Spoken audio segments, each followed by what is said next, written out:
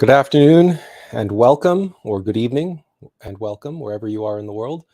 Welcome to another edition of Atlas Information Live.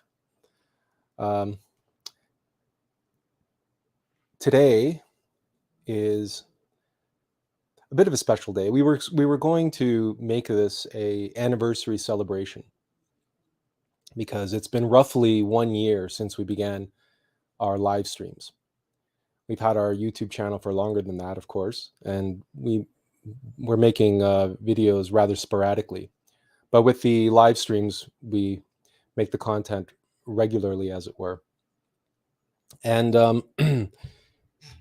although the official 1 year anniversary was back on August 6th, due to various circumstances, we were unable to mention it at that time because we weren't even having live streams. We had to take a break due to some responsibilities, family responsibilities and such. And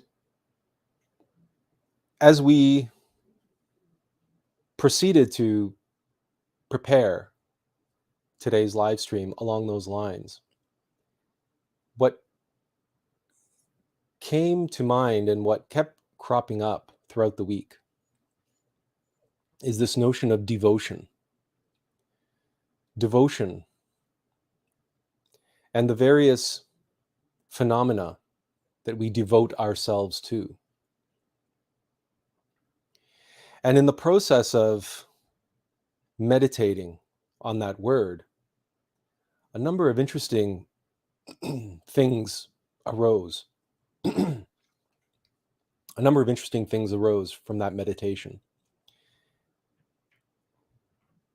including the nature of devotion and devotion as expressed by certain religious groups or individuals who are devoted to some belief system or some group. And what's interesting is there is a duality to devotion, one which is perhaps not well recognized or well understood. And we wanted to take this opportunity to do a sort of verbal meditation with you around this word, devotion, and the related words. By the way, if you are hearing any strange noises in the background, that's because there is a dog who would very desperately want to come inside and sit on my lap and completely disrupt the proceedings. My family from the United States is traveling up north to Canada to a cottage, and they stopped by for lunch to visit us. And so they're here now, and they brought the dog with them, of course, because you don't go to a cottage without taking the dog. And this dog, like most animals, bonded with me, and so she wants to come in and either have me take her for a walk or sit on my lap and disrupt the proceedings, which we cannot do. We have a keyboard in our lap and our microphone and everything else. It would be a disaster. So so if you hear any whining in the background, that's because Lola wants to join the proceedings. Anyway, they're going to be heading out soon anyway, so hopefully any disruptions on that front won't last too long. Lola is clearly very devoted.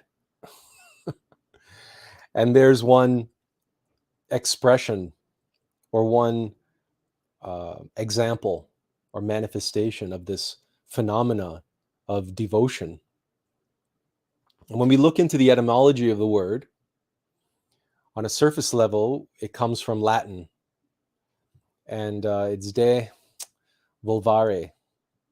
Our Latin is horrible, so don't take us to task on the exactness, but it certainly means to dedicate or to commit oneself to something or someone, but in writing.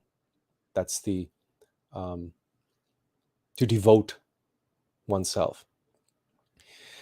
But we couldn't help in our meditation on devote despite the fact that the etymology which we encountered, now we didn't go into a deep dive into the etymology of the word, but from an intuitive standpoint and from a surface standpoint, it is easy to see that the word devote includes the word vote. Now, to vote, in a way, is like a devotion, right? Because you are putting in writing, you're making your mark. If you want to go back to the Greek days, you're making your mark in support of a politician or political party, well, certainly a politician in those days, a senator or a representative or what have you. So, but the act of voting is to devote is really to give is to lend your support to someone who is going to be acting on your behalf, who is going to be making decisions on your behalf. So there's an interesting connection here to the word volition. So as we look into these words from the pure language standpoint and over multiple cultures, and the relationship between the Greek and the Latin is certainly there. But to devote oneself, we don't necessarily have to look into the connotation of devote as to unvote, because that's in English, and in English the prefix d means usually the opposite, so to undo. But this concept of devotion, even if you just meditate on that notion of giving up your choice, giving up your volition on behalf of someone else or something else, you are devoted to it. But it's like you are voting them into power. You are choosing them, and you are choosing them by making your mark. You are committing yourself to this other individual or a cause or a nation or a religion or a creed or what have you. And in your devotion to them, their need will come before your need. Their interests, your interests become secondary to their interests, given whatever parameters, whatever level to which you have devoted yourself to that phenomena. So in that way, but you get to choose more or less who you are devoted to, or what you devote yourself to. But it's interesting how that in English, that prefix d and vote, devote means you are giving up your ability to choose. In many ways, that thing that you are devoting yourself to is going to be choosing for you. Now, what's a practical example of this? Most of us, it would be fair to say, feel some sort of devotion to family and friends. We have a deep, abiding responsibility for the well-being of those whom we love, for those whom we cherish. Certainly, if that individual is our spouse, we are meant to be devoted to them wholly and completely.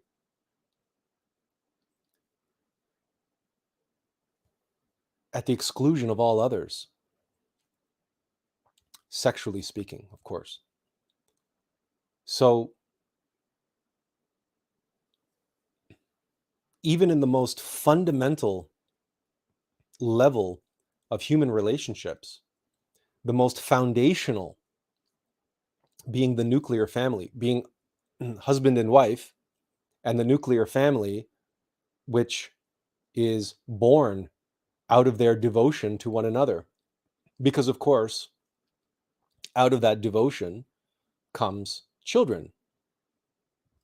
And what parent is not devoted to the well-being of their children? What good parent? What reasonably good parent? What half-ass decent parent isn't devoted to their children? I mean, you have to be negligent to not be devoted to your child's upbringing and your child's well-being. So, and how many parents, dual income, no kids, right? There's that acronym, DINKS. How many parents like that? They're newlyweds, they're they're traveling, they're enjoying themselves, everything else. Then they decide to have a family, and all of a sudden they become pregnant, and next thing you know, their whole world changes. Their whole life and everything turns upside down. They're no longer focused on themselves and their own entertainment and their own leisure and living life to the fullest together. Now they realize that their life has a new purpose, a new meaning, a new object of devotion. Yes, they may still be completely devoted to one another, but there's this new phenomena, there's this new entity. And even if they've only just conceived, that entity is already real to them. It's tangible. It exists. And they completely begin altering their behaviors around the reality of this new entity, even though that entity, it just exists in protoplasmic, microscopic, cellular form. But they're completely devoted to it. It's not yet a full-fledged humanoid. And yet, the woman, if she's responsible, immediately stops consuming all alcohol, immediately stops smoking cigarettes if that was one of her habits. They immediately begin looking for which room in the house or in the apartment is going to be the baby's room, and so on and so forth.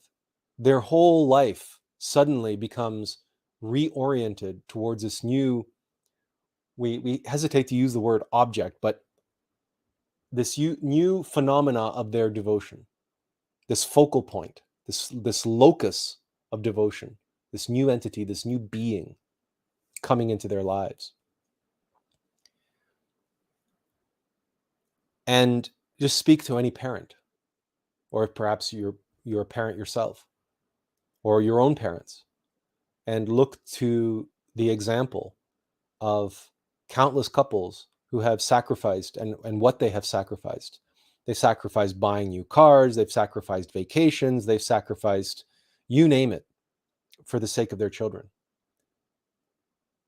That's devotion. That's their volition is now something other than their desire. And it's not that a parent just gives the child whatever they want. That is also a type of devotion. But now there's something off. We all recognize that's bad parenting. Spare the rod, spoil the child, right? Love is severity and mercy. So being devoted doesn't mean it, far from shirking your responsibility. Devotion means heightening your sense of responsibility. You ratchet up your responsibility. when you are devoted. You're in your devotion. Another word for devotion, or a less grandiose, less aggrandizing word, would be service. To be a servant. Now, no parent wants to think of themselves as a servant to their child, but that's what they're doing. It's just that that infant in the crib can't issue orders, as completely helpless. It's completely dependent upon the parent. But the parent is serving the well-being and the future of that child in their devotion. And as that child grows, that child will develop the capacity for speech. And as the egos integrate into that child, they will certainly begin to develop desire as they watch cartoons on television, everything. They will be hit with advertising. They will see things in the store, which the grotesque marketing to children is rampant in this day and age. It's everywhere. And so they will want things. Mom, I want this. Dad, I want that. And, when 2-year-olds and 3-year-olds, if you've probably seen those YouTube videos too of them throwing temper tantrums in Walmart, right? When they don't get what they want. And many parents fall for that. And they give in because they're embarrassed. Their child is causing a scene. Everybody's looking, everybody's staring. They don't want to be thought of as a bad parent. They have this terrible two, or this so-and-so is throwing a fit in the middle of the store, a temper tantrum. So just to shut the kid up, the parent gives in. But you see, now is that best? Is that what's best for the child? Is the parent really being devoted to the child in that moment? They might think they are. And parents who spoil children certainly would try to rationalize or justify them giving what their child wants all the time on the basis of, because I love my child. And we happen to know parents like this who grew up in in houses of modest means, let's say. And they were denied many, many, many things growing up. And they weren't denied these things out of malice. They were just denied these things out of circumstance. There just was no money for that. But because these individuals grew up that way, they made a vow to themselves and to one another that if they have children, their children are not going to grow up being denied anything. And so they worked very hard. They got very good positions. They're in very, very good financial situation. So they are able to not deny their child most, if not all, of what they were denied when they were kids. And they would argue tooth and nail and rationalize to us here and now how devoted they are to their child and how they are right. They are right not to deny their child anything. And, we're not here to judge. We're just here to point out that that's another kind of devotion. They would call that devotion. So this word devotion means many things to many people. And it's expressed many, many different ways. You may be devoted to your friends. And you may think of yourself as a devoted friend. And if your friend is in need, you are probably the first one there to be by their side, if you can be, to help them. And anything else that you had on the go, you have to drop it because you are devoted to your, to your friendship and to your friend, is their well-being. They're in need and you can help. Well, then you have to do that. And whatever it is you had planned has to fall by the wayside.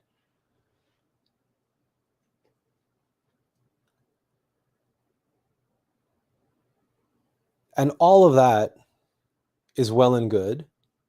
And we all know from our own experience and know others who have, different amounts of devotion to individuals and to family and friends and so on. But what about devotion? What about devotion where it comes to religion? Now here, to be devoted to a religion, and even that is such a broad concept, broad discussion, terminology. What does that mean, to be devoted to a religion anyway? Because we can talk about individuals that are devoted to the church. They're devoted to their church. They're devoted to their congregation. They're devoted in that way. Or they're devoted to the organization around the religion or within the religion. A religion which exists with perhaps multiple different organizations or groups or sects, and an individual might be completely devoted to their particular sect or their particular organization within that religion or about that religion. They may not be really devoted to the religion itself, but they're devoted to this organization concerning this religion.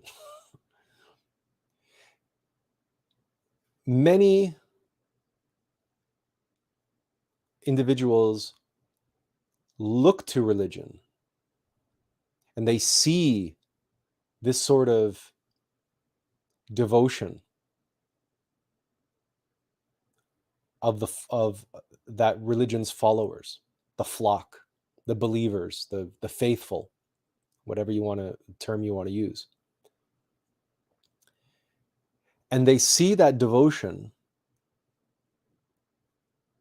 and they think to themselves, all those people are sacrificing having a good time and sacrificing their lives and sacrificing thinking for themselves and giving themselves to this set of beliefs or to this church, to these church leaders, these church elders, these traditions, this dogma, or this bunch of malarkey, this bunch of baloney. Certainly atheists and perhaps agnostics, those who look upon the worship of any particular faith as, self-delusional in the nicest sense and borderline mental illness in the harshest sense. And they look at the devoted, those who are devoted to their religion, devoted to their faith, devoted to Jesus, devoted to the Prophet Muhammad, praise be unto him, or devoted to Moses, or devoted to Zoroaster or whomever, or devoted to the Catholic Church, or devoted to the Protestant Church, or whatever. And they'll look at that devotion and they'll say that's borderline mental illness. You're devoting, you're giving up your right to think for yourself. You're giving, instead of being responsible and thinking for yourself and living for yourself and deciding for yourself what is ethical and moral, you're devoting to let others decide for you. And then you just follow what they say. You just follow the rest of the flock.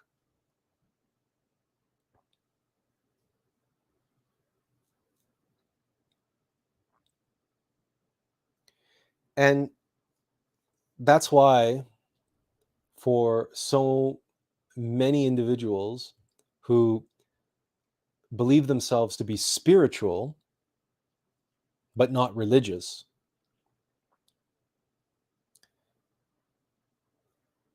they on some level frown upon and look down upon this type of devotion, a devotion to your faith, a devotion to God, a devotion to Mary. When we were in Central America and we went into Catholic churches there, we were awestruck by the shrines in the tabernacles in the churches and cathedrals, the shrines to Mary. We were awestruck by the beauty of these icons and these statues and the way they were adorned and the way they were illuminated and the way they were revered. The devotion, the deep, deep, deep devotion to the Virgin Mary, who is the Divine Mother. Now, that devotion, right, that's not by accident.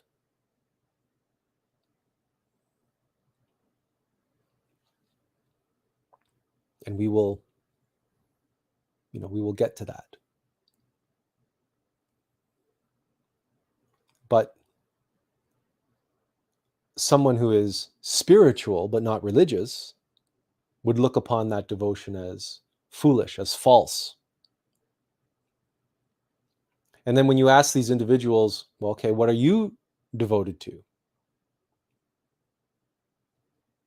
They might say something like, I'm devoted to nature, or I'm devoted to myself, or I'm devoted to the universe, or I'm devoted to whatever.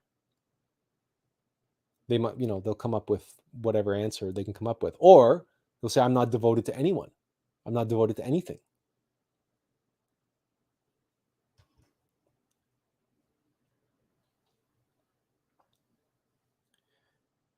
But we know that there is such a thing as negative devotion. Devotion which is taken too far. Devotion which really does lead someone to turn their brain off, to turn their heart, dial their heart up to 11 and throw themselves lock, stock, and barrel into a sacrificial pit of pure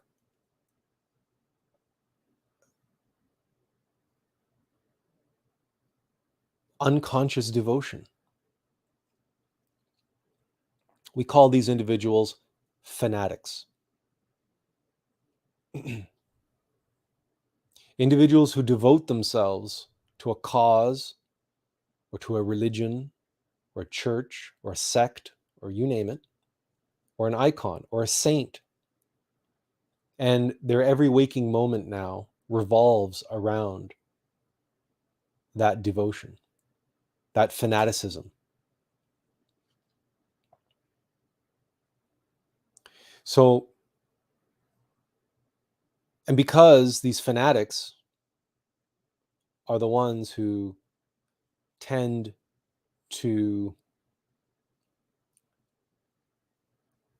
make headlines, who tend to create incidents, who cause major events to unfold around the causes of religions, they're the ones that make headlines. They're the ones that end up in the media. They're the ones we hear about and see. And it is very easy then to start pointing fingers and laying blame and dismissing the whole phenomena of religion and devotion as a crackpot concept practiced by dogmatic fanatics who can't think for themselves, who are completely brainwashed.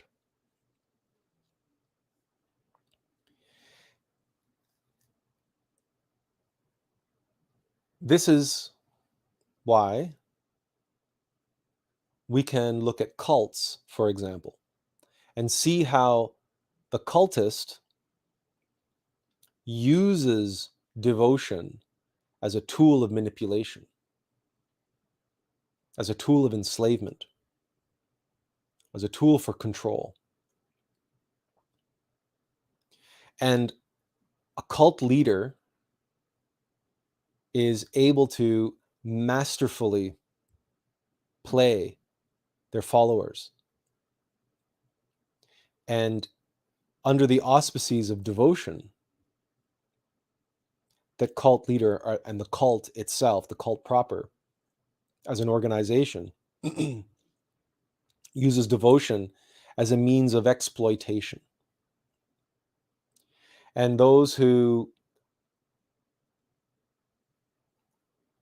argue against the continued existence of contemporary religions will point to this and say, look, the Catholic Church or this church or that church, certainly it's very easy to look to examples of the mega churches in the United States and elsewhere in the world, the ones that have the televised sermons and the televised excuse me, the televised programs where you see like these mega churches, like for example Joel Osteen's mega church, filled to the brim, 50, 60, 70, 80,000 parishioners, however many they are, and they get whipped up into this fervor, this religious fervor, and they believe that they're having a spiritual experience, a religious experience each and every Sunday or whenever his program is on.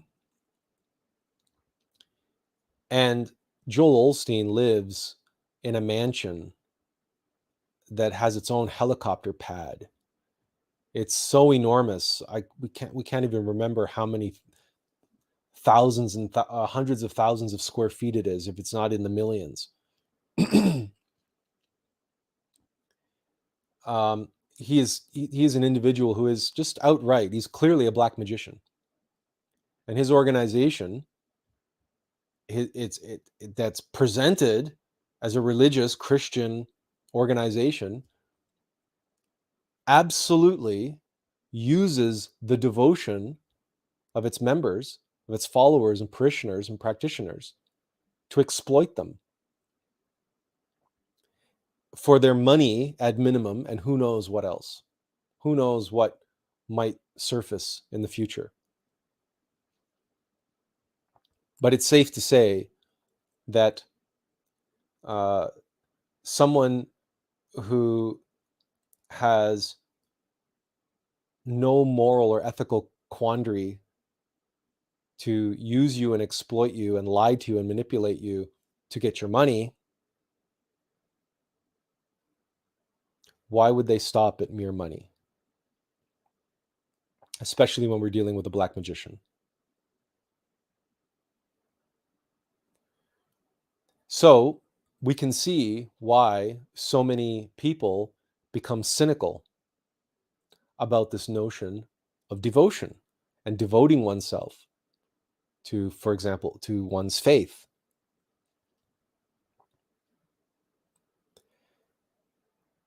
And then, of course, we can look at devotion to one's country, one's nation. What about all those young men and women who went overseas to fight in the Second World War and the First World War and the Vietnam War? Now, was that a case of their country and the geopolitical system and the global elites and the military industrial complex using devotion as a means to manipulate and exploit their own citizens?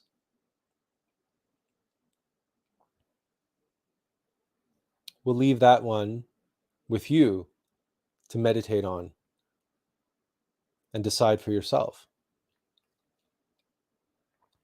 So this devotion question,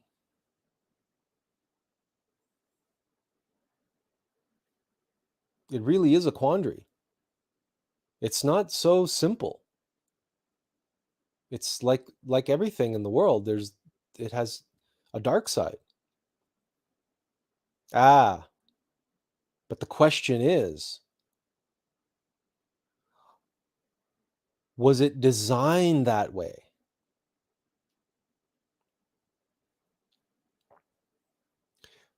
Were religions set up that way at the outset, from the get-go? And herein lies the other linguistic, etymological relationship.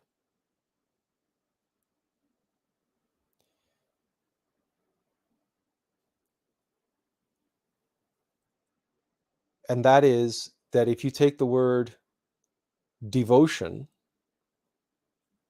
and you take the sound lieu, like in French, in lieu of, Lieu, spelt in French, but drop the I and the E. Just get lieu. And put it right smack into the middle of devotion. What you get is devolution.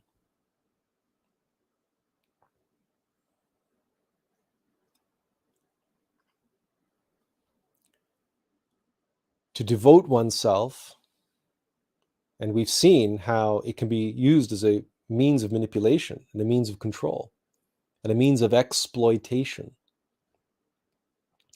If you're being manipulated, controlled, and being exploited through devotion, that means you are acting in ways, like it or not, which are causing your devolution. What's more,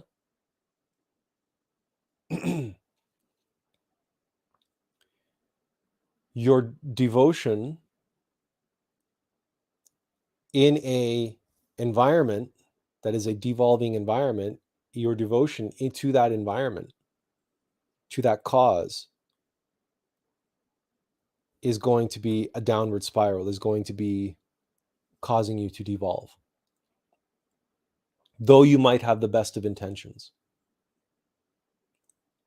That's why we titled this talk the way we did, and we included in our graphic what we did for tonight's live stream,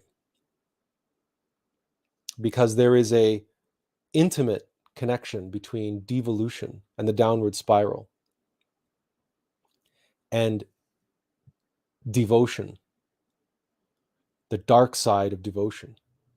But we ask the question then, this is the answer to the question: were religions set out this way? Now, you could argue that, well, certainly Joel Osteen with his mega church, certainly when he set up Joel Osteen Ministries, certainly that entity, that organization was set up at the outset to be a vehicle of exploitation. And that may or may not be true. It certainly seems that way, and it certainly seems the most likely answer.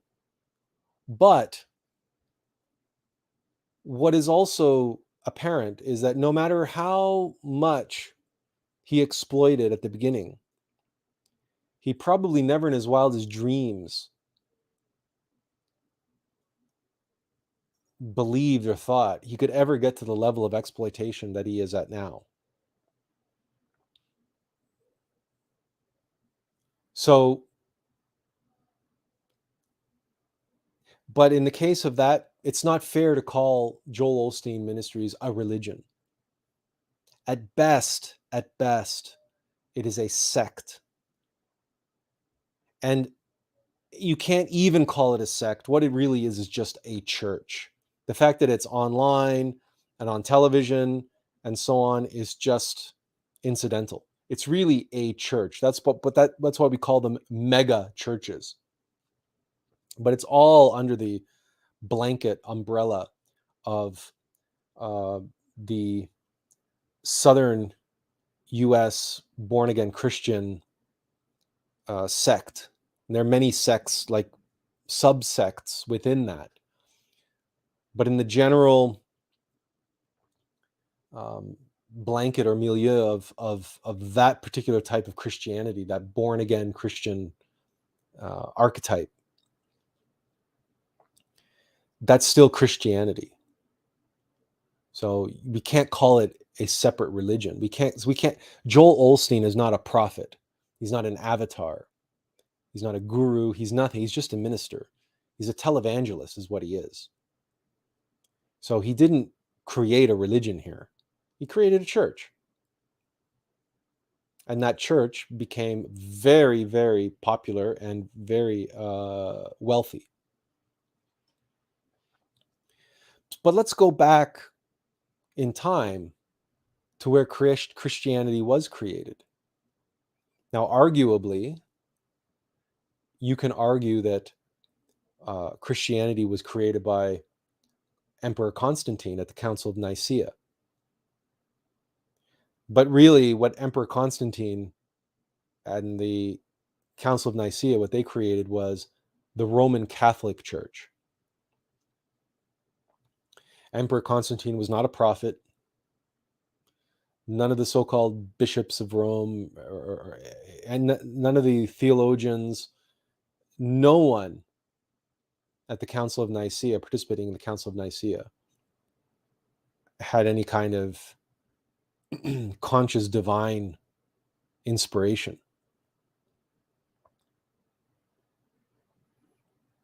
They made very deliberate choices that were political in nature, expedient.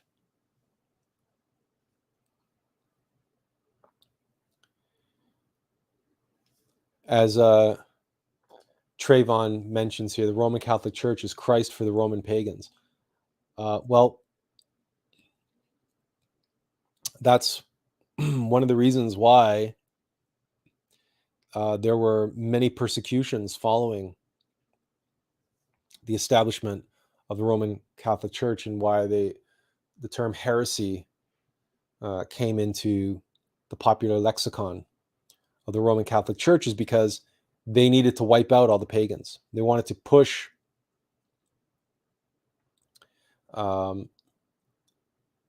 individuals away from the old paganism and adopt this new Christianity.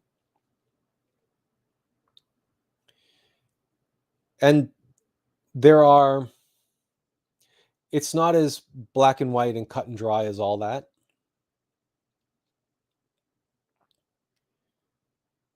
However, to go back to the origins of Christianity proper, we have to go back to the life of Jesus and the teachings of Jesus and the 12 apostles and Peter and the Gnostic Gospels and etc. Now, these were all persecuted by the Romans prior to Emperor Constantine. But there was a kind of Christian fanaticism that was building and growing around the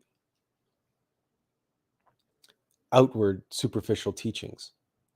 Like Christians were underground. And then when they started gaining strength and mobilizing, they went public, so to speak. There was no organization or anything at that point other than the makeshift ad hoc organizations of individuals and groups who were sick and tired of living underground and sick and tired of being persecuted by the Romans. So they wanted to stand up and they wanted to stand up and be recognized, and they wanted to assert themselves. They were identifying as Christians, and they were devoted to this religion, to this faith. They were devoted to the Christ, and in that devotion there was such fire and such passion.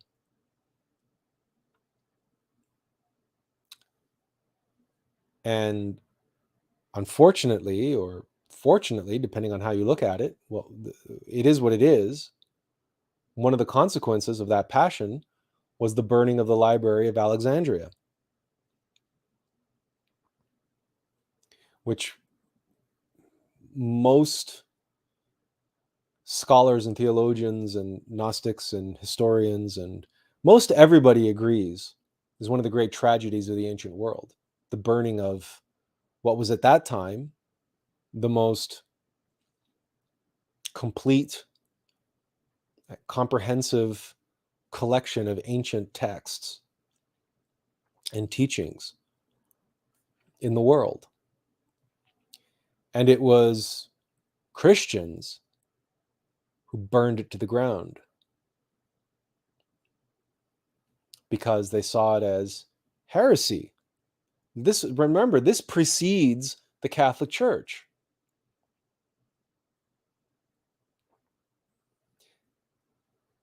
Now,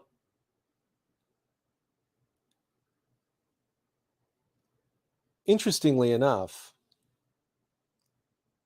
Christ himself, Jesus, was crucified in part or in whole, depending on your interpretation of the situation, because he professed to Caiaphas and the other Pharisees, the other rulers of the Jewish authority, the authorities of the Jewish faith, that he was going to burn down the temple and rebuild it in 3 days. And he also kicked over the tables, and he kicked the moneylenders out of the temple in one of the rare acts of what appears as anger or violence, or people call it righteous anger.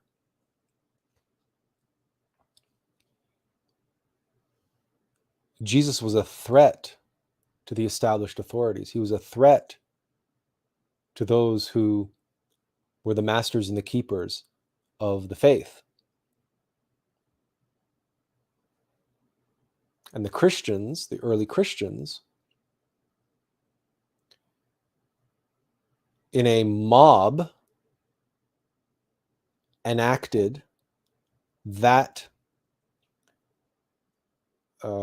so-called righteous anger, but they enacted that with mob mentality, with the fervor,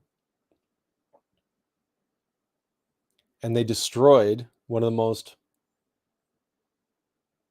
precious collections of ancient writings ever known to man, certainly this humanity.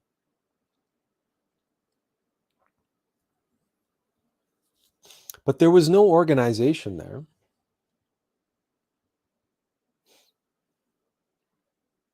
There was no church. There was no church.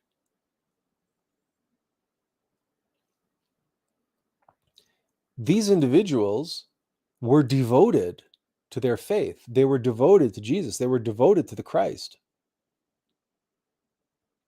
And they were devoted, clearly, to spreading the gospel, to spreading Jesus' teachings, to spread Christianity.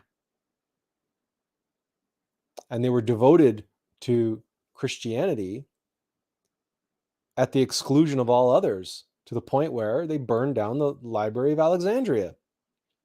Because what do you need all that for?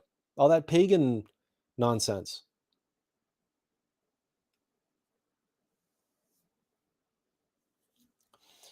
It is safe to say that those Christians were not Gnostics. Jesus, of course, was speaking metaphorically and symbolically when he said, I will pull down the temple and rebuild it in 3 days. As a Gnostic, we read those words and we recognize that Jesus is speaking of his crucifixion and resurrection, and how through that process, the old beliefs and the old guard will collapse, and in their place will be built a New Testament. Testament is intimately related to the word testimony. Testimony can only be given by someone with direct conscious experience.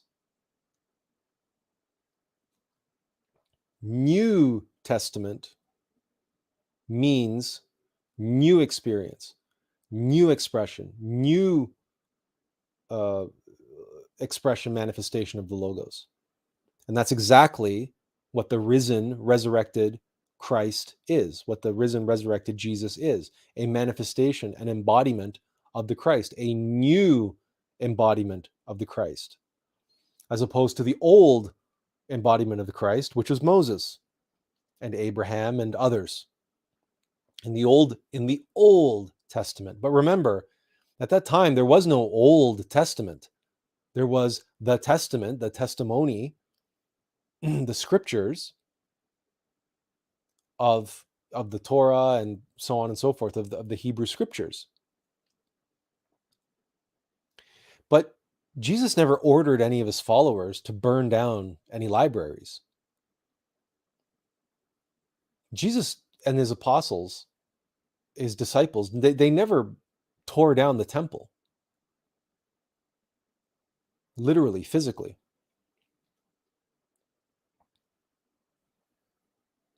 Christ was speaking in allegory and in symbol. And he said to his disciples, what I teach you is for you, but it's not what I teach them over there, the others. They get a different teaching. They get a teaching on a different level, because not everybody is capable. Not everybody is ready for the true teachings, the teachings of the inner chambers of Gnosticism. And yes, Jesus and his disciples were Gnostics, as all founders of all religions were. Gnosticism, Gnosticism, gnosis, simply means knowledge, self-evident experiential knowledge, that which we seek. That's all gnosis means.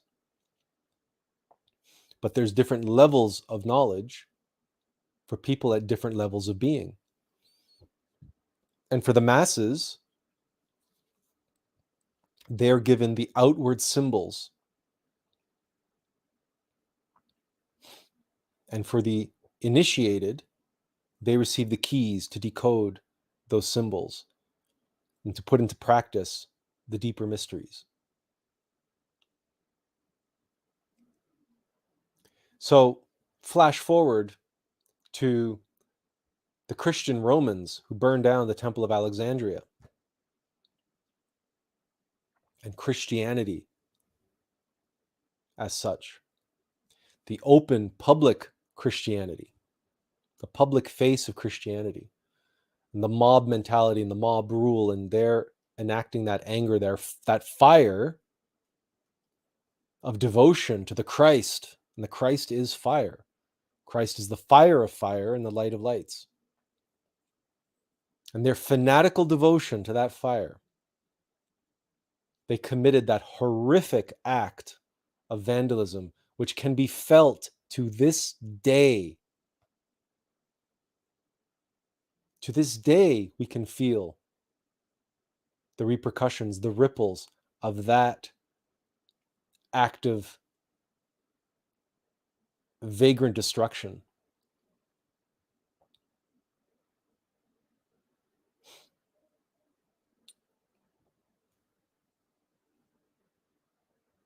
Christianity was being born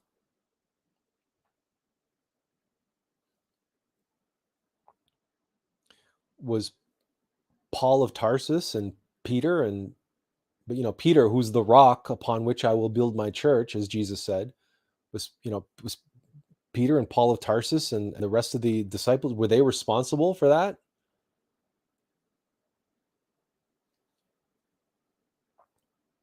Was Jesus?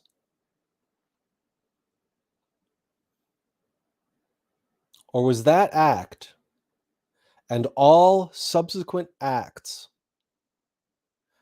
committed by so-called devotees in the name of religion, all atrocities caused by devotees in the name of religion or in the name of whatever belief that they are devoted to,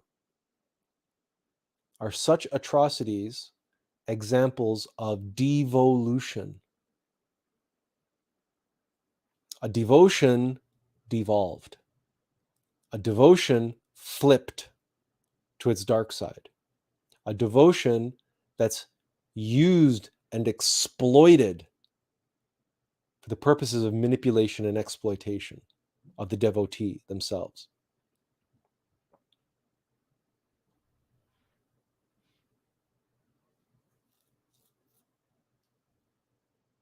It is easy to point fingers. It is easy to be cynical and say, religion is poison. Like that scene from, there's two films where that line exists. One is 7 Years in Tibet with Brad Pitt, and the other one is Kundun, the Martin Scorsese film about the life of the Dalai Lama. Obviously, both deal with the life of the Dalai Lama, and there's that famous quote by the chairman of the Chinese Communist Party at the time that went to Tibet, that agreed to meet with the Dalai Lama to have a summit about the autonomy and freedom of Tibet. And the chairman of the Chinese Communist Party famously said, religion is poison. And it's a fair statement, given contemporary and indeed historical accounts of atrocities committed in the name of religion by so-called devotees and by fanatics. But that is not the heart and soul of any religion, any genuine religion. Are there religions that are created from scratch for the sole purpose of exploitation? In terms of the great world religions, none come to mind. And if we look at the broader pantheon religions, and then we expand our concept of religion to include myth and mythology, because nowadays, the scholars and academics, even the theologians,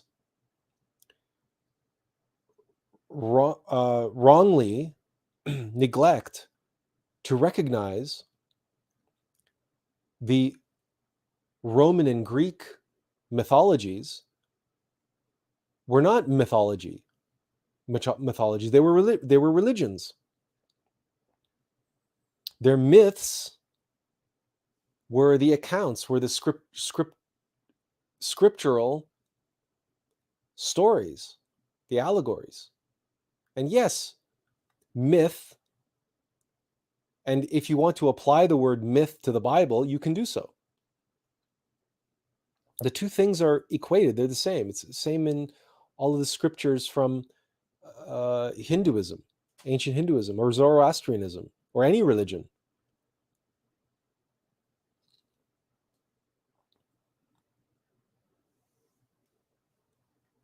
Those myths, those stories weren't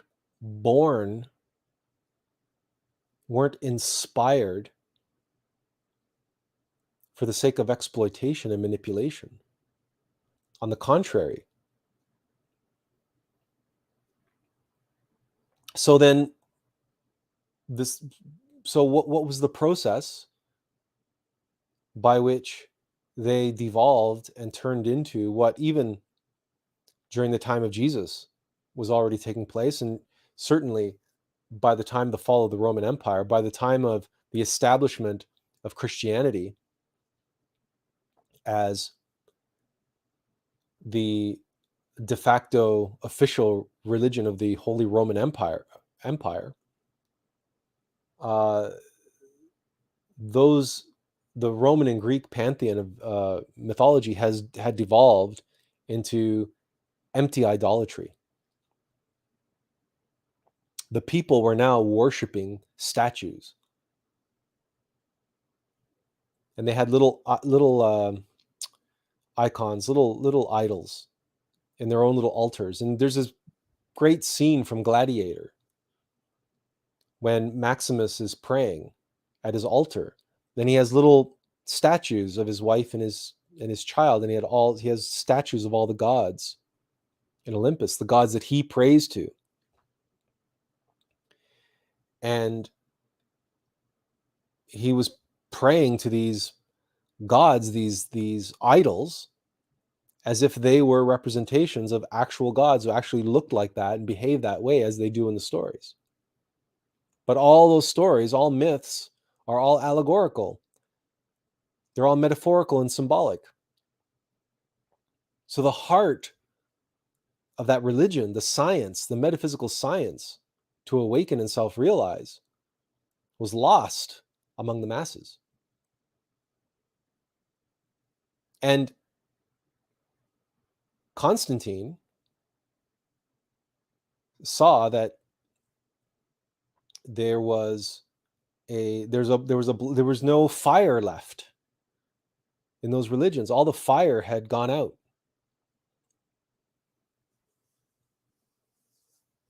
But these Christians, if these Christians, unmotivated and uncontrolled,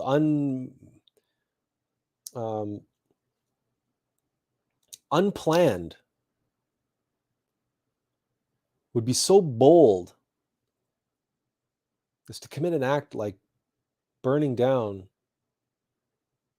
the Library of Alexandria, or indeed these Christians were willingly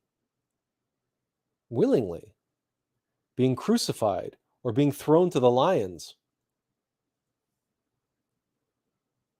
instead of renouncing their faith. Constantine recognized that there's a fire there. There's something there that can be harnessed, that can be manipulated and can be exploited,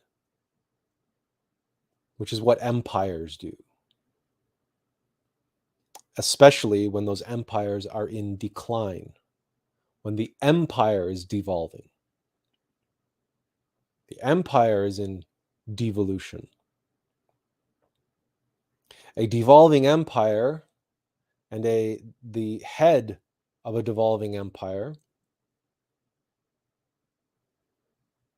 creates an official religion for that empire based on Christianity. That religion is going to be a devolution of that faith, of that teaching. And that's what the Roman Catholic Church represents. I mean, how many gospels? Over 60 Gnostic gospels were redacted. We're left with 4. And so many other books from the Bible were removed, including the Book of Enoch and many others from the Old Testament. So the books, the scriptures that the Christians had access to and what they were reading were very different than what Catholics and what Christians read today, and what most of us understand today as being the Bible, the New Testament and the Old Testament. And many people have pointed this out, and how that document, how that book has gone through so many different revisions and translations, et cetera, that it barely resembles anything like what it was originally. So it's a devolution. It's like the broken telephone cane. But the point we are making is that one should not and must not point to the present state of a phenomenon and the present devolved state of a phenomenon, point fingers and say, that thing was corrupt from the beginning. We can't say that. We can't know that for sure. And Also, we must recognize that anything and everything that is born on this plane of existence, on this plane of reality, even those phenomenon which are divinely inspired and which spring to life in good faith with the best of not just the best of intentions, but the best pure objective truths. Once you give that into the hands of the impure, the flawed, the human condition, the law of entropy applies. And especially, this is especially true where devotion is concerned. Because, and let's take it back now to the real fundamental microcosmic level. Because we've been talking a lot about devotion, devotion to religion, devotion to family, devotion to, and really, where does it come from? And we hinted at this with the Christians and the Christ and the fire. That fire which burns deep in our belly, the passion of the Christ, that which you are willing to suffer and die for. You cannot have that type of passion unless the fire of the Christ is burning in your belly. It's just a fact. That's where all passion comes from. That is that fire.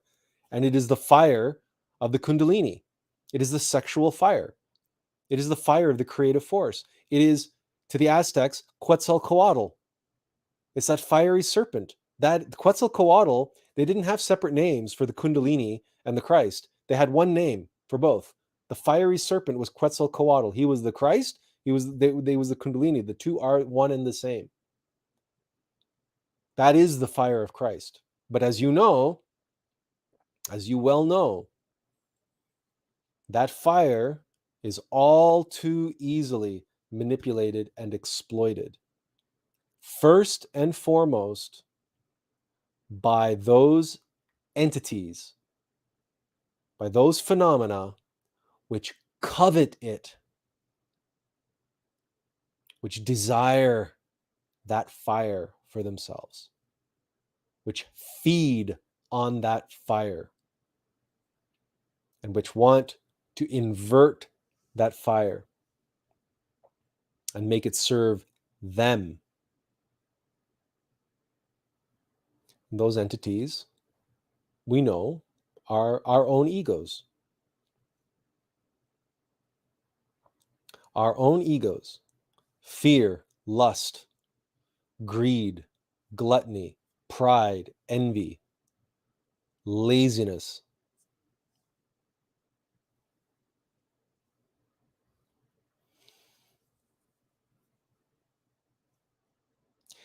Any exploitation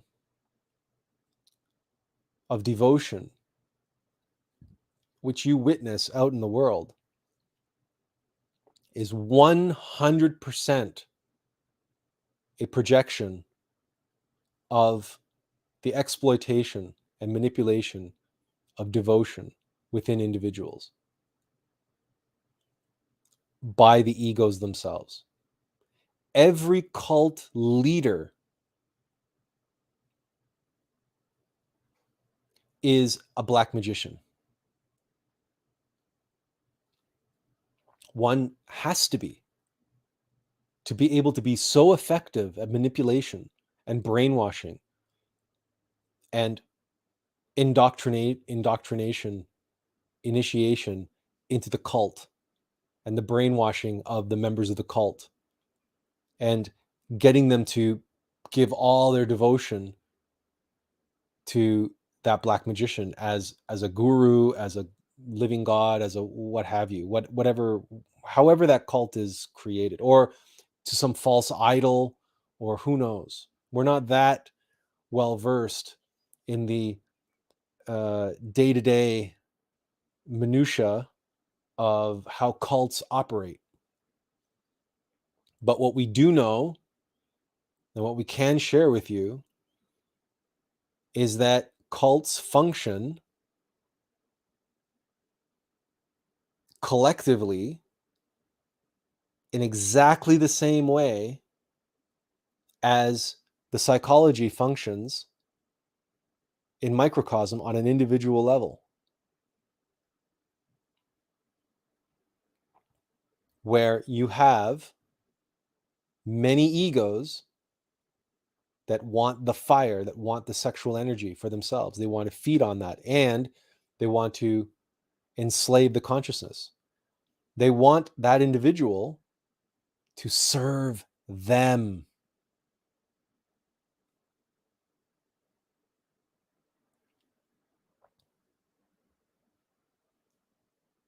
But it's a kind of service. It's a kind of enslavement, which is not physical enslavement. It's psychological enslavement. It's manipulation. It's a kind of enslavement where your captor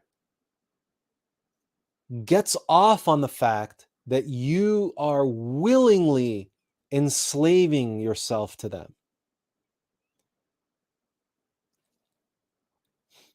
Let's dial back all the way back to the beginning and talk about this devotion and to devote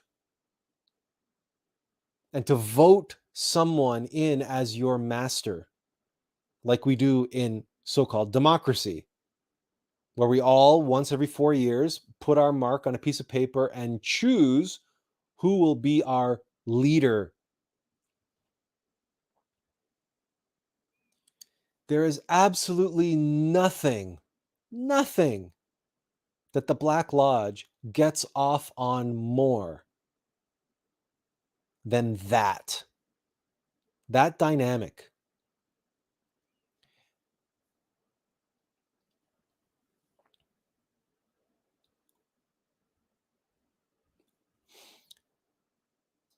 As Aziel says here, we were shown how it is that consciousness gets enslaved in the internal planes. And it says, by having it enslaved by that force, you do the same to others. You might do that to others. It depends. It depends on which egos are involved in the enslavement of your consciousness. But you're right. There's obviously a viral phenomenon that takes place. But there is what we're describing right now in terms of the word devotion, because that's, at the end of the day, the topic for today. And the nature by which devotion is an act of willingly and willfully subjugating ourselves. We willingly give ourselves to something or someone or a phenomenon or an entity. And this, in terms of film, if you want to see this expressed on film, and how the Black Lodge covets this dynamic, this relationship, they covet the devotion that people have to God more than anything else, because that devotion, the devotion to one's own divinity, is what locks the ego out of the equation. So they envy, they covet that devotion, that people would willingly serve God, right? The ego wants to be our God. The ego wants to be God, right? This is what's in all of the scriptures about the fallen Lucifer and everything else. It's like, it's always the case of the demons or the devil is envious of God, and how God has so much pull and sway over the masses that the ego wants that. So in order to do that, they go after the devotion itself. And that, to see that played out, there's that scene from the movie Legend. It's from we believe, if we're getting our dates correct, it's 1984, and it's the film by Ridley Scott. And there's a scene, it's 1985, sorry, we were off by a year. It's 1985, and there's the scene where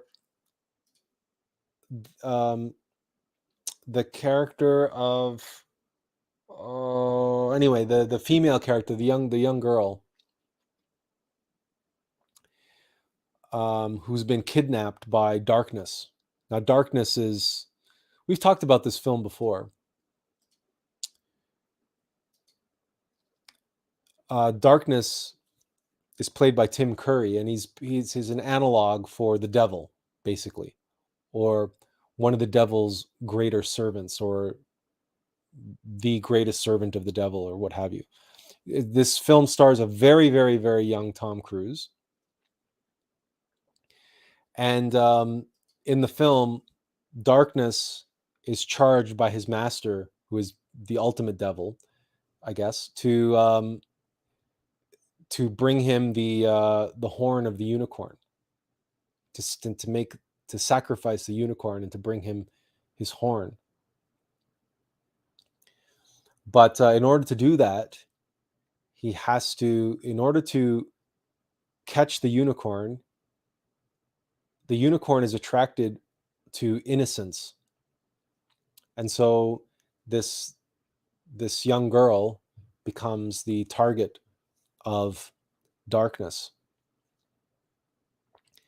And the whole plot of the film, the relationship between darkness and this girl, is he has to seduce her, he has to woo her.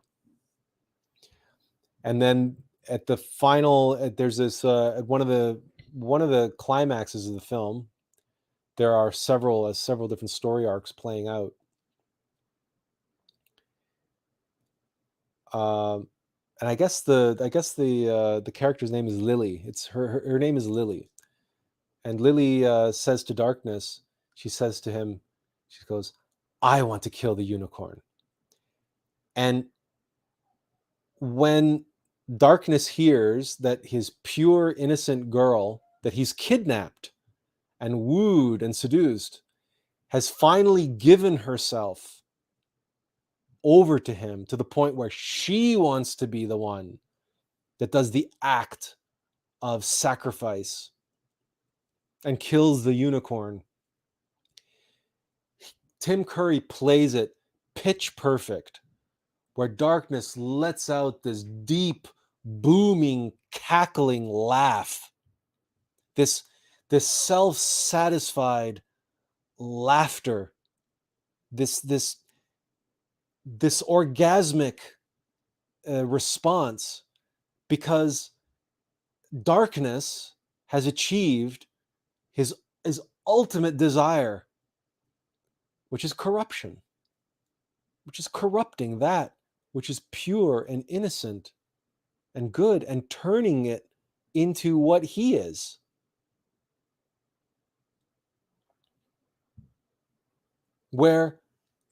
And that's the pull for every cultist, every cult leader, for establishing a cult. That's what they get off on. Even what's his name? Osho and his cult in the States. He had something like 30 something Rolls Royces, and it's well known that they had these massive orgies. Osho had his choice, his pick of any number of women to gratify him sexually, and multiple women at a time, and groups of women at a time. And And in the end, it was only his,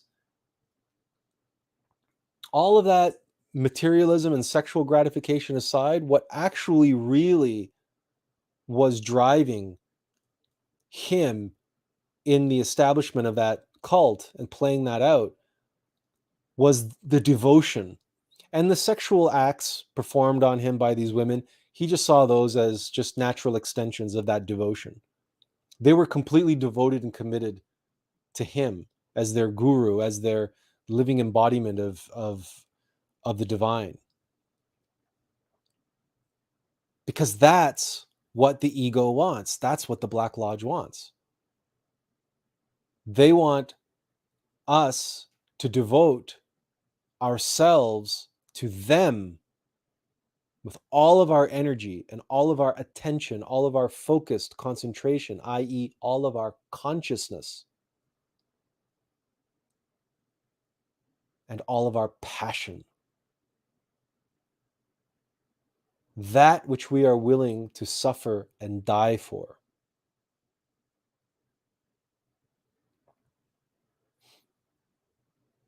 This is how and why egos are the nemesis, the adversary, our shaitan to our being, our true self,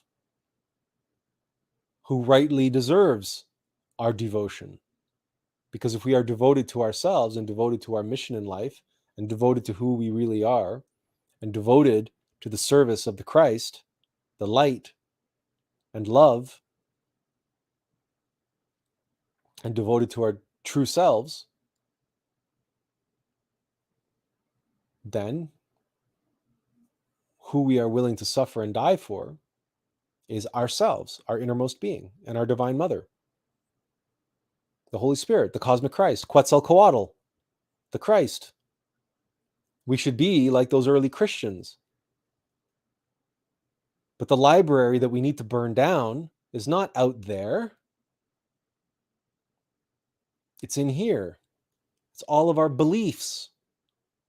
It's all of our fanaticism, all of the dogma, all of the conditioning, all of the subjectiveness, all of the Old Testament, all the beliefs that we have about our past and about our traumas and about all the things that happened to us as children or that didn't happen to us as children.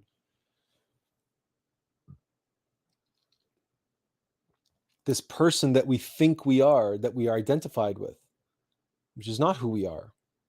We're just a meat suit and a personality. We're just a vessel and a vehicle. We are a temple. That temple needs to be torn down. The self that you think you are, these beliefs and ideas and identifications and desires, these cravings and aversions that you are passionate about. All of that needs to be torn down to the ground so that the Christ can rebuild it in 3 days. And of course, who tears it to the ground? The Christ.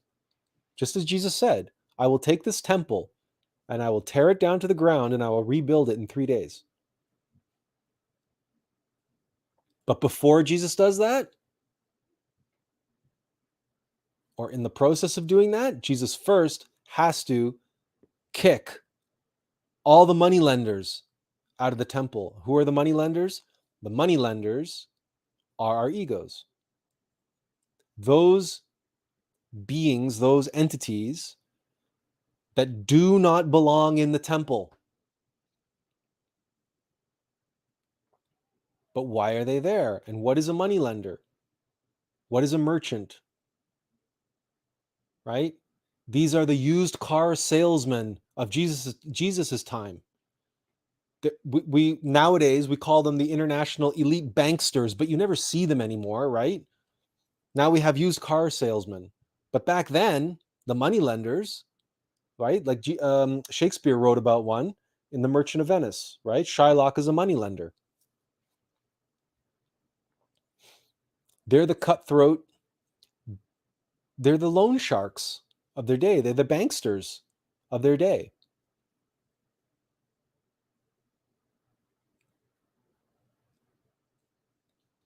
And that's what the egos are to us.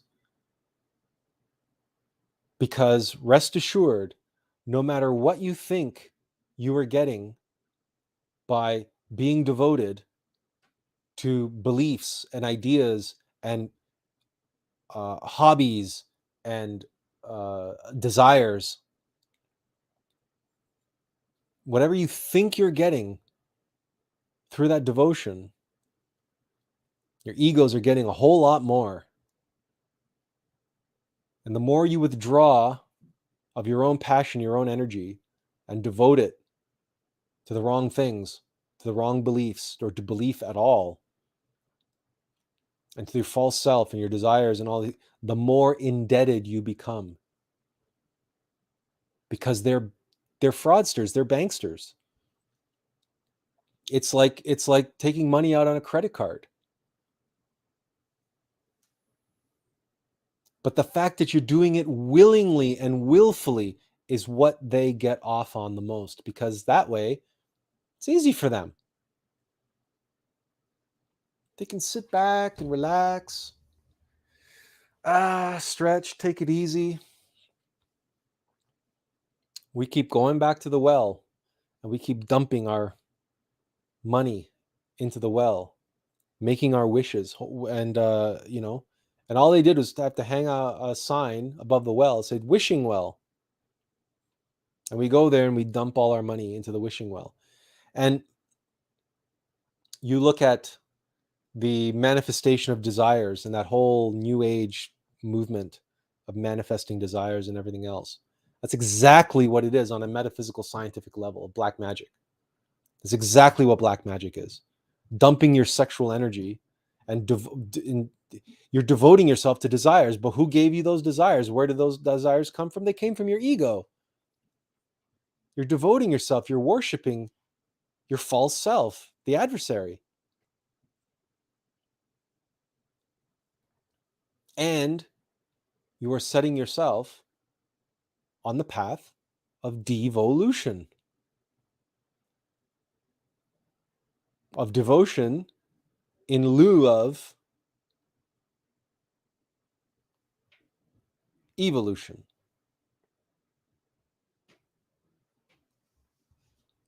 Because that's the difference. That's the difference. The difference is if you devote yourself to your higher self, if you have devotion to your divine mother, if you have devotion to your innermost being, your true self, you automatically set yourself on the path of evolution.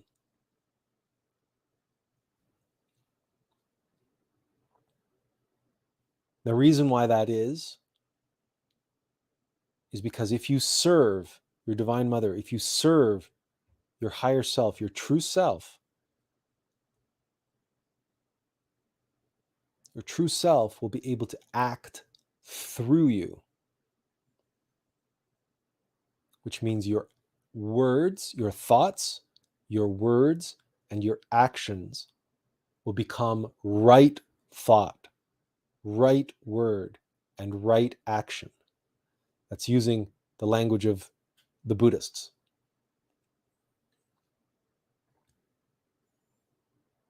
Even on that simplest level, and if you devote yourself to your higher self through your conscience and through your heart center and through your mental center and through your physical center, you will receive the guidance, you will receive, because remember, devotion is voting for someone to rule you. So why not have your true self rule you? As is rightfully so for a spacesuit, like the Iron Man suit. The Iron Man suit has a personality called Jarvis. But the Iron Man suit and his personality and Jarvis serve Tony Stark, who is the true hero. And in us, there is a true hero. We all have a hero inside of us. But it's not this personality that we think we are. So when you're going through life, you're facing conflict or you're facing challenges, you're facing anything, you ask yourself, am I qualified? Or should I make this an opportunity to devote myself? Which brings us to another connotation, to devote yourself.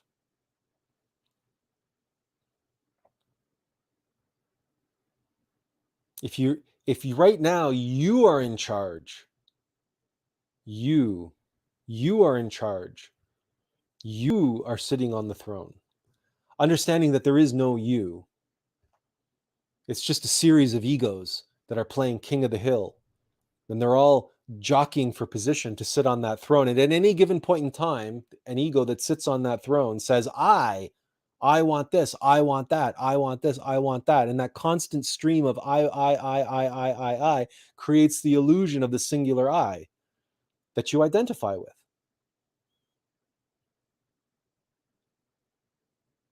If you sit in the White House, if you sit in the prime ministerial chair or whatever is the legislative assembly in the country that you are in, or you sit upon the throne, you are in charge. Devote yourself. Devote yourself. Vote yourself out of office. Impeach yourself.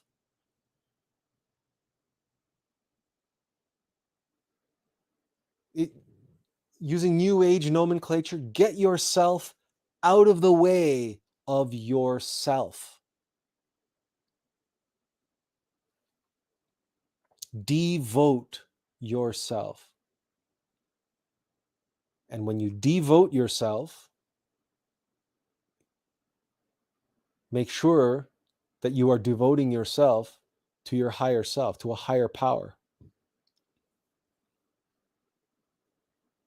Because that self that you think you are is a whole legion of egos, is a whole legion of desires that are playing their game at the king of the hill. Take that throne away from them.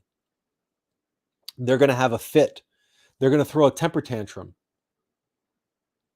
Trust us, we know what we're talking about. If you devote yourself to your innermost, your egos are going to go apeshit crazy because all of a sudden you've taken their game away from them.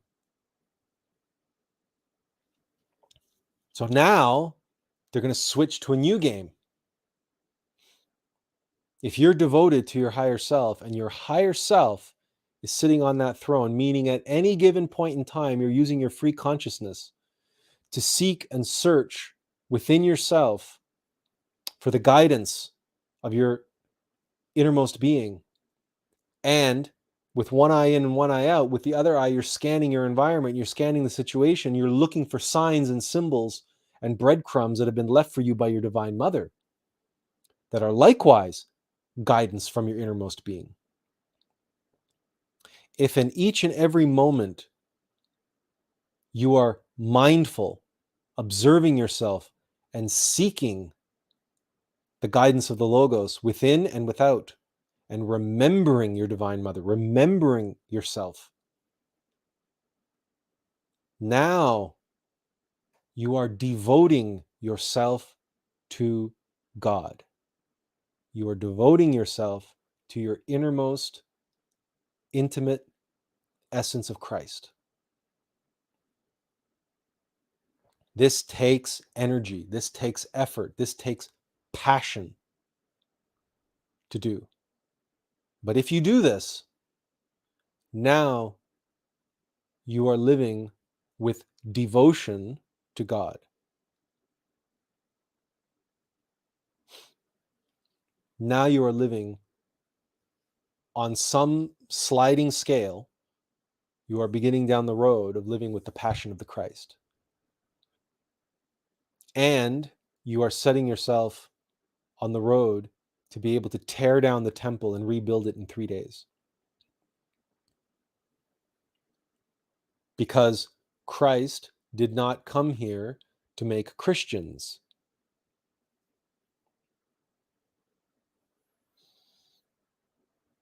that level of Christianity is just the baseline. It's just the pot from which to choose and select Christ's. Christ came here to show us the way and teach us the way and give us the way, the path to become Christified, to become Christ's.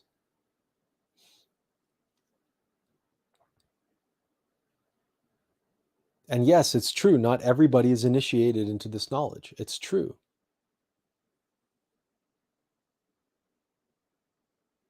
But initiated or not initiated, given the information or not given the information, the bottom line is we have to act on it. We must be devoted to it. We must devote ourselves, because the words devote and demote are so similar, they might as well be the same word. All you have to do is take the V, which in many languages is a W, and turn it upside down. And devote and demote. You're demoting yourself. And you're voting for your true self to come and rule you, to lead you, to guide you with his wisdom. And then you get to focus on your day-to-day activities. It's a very freeing, liberating thing to be devoted. It really is. That's why it's so easily exploited, because people, it is our natural state. Let us repeat that. Devotion is a human being's natural state. It's only a question of what we are devoting ourselves to. Because, like it or not, all of humanity is devoted.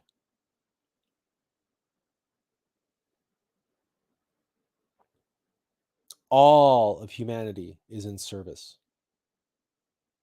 It's simply a question of to be or not to be.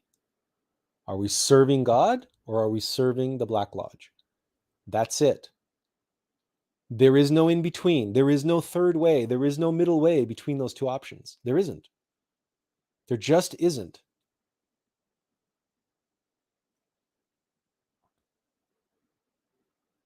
What there is the Hanasmussen, when you have a split center of gravity and you're serving both at the same time, which is most of us, because we have our good moments and we have our bad moments.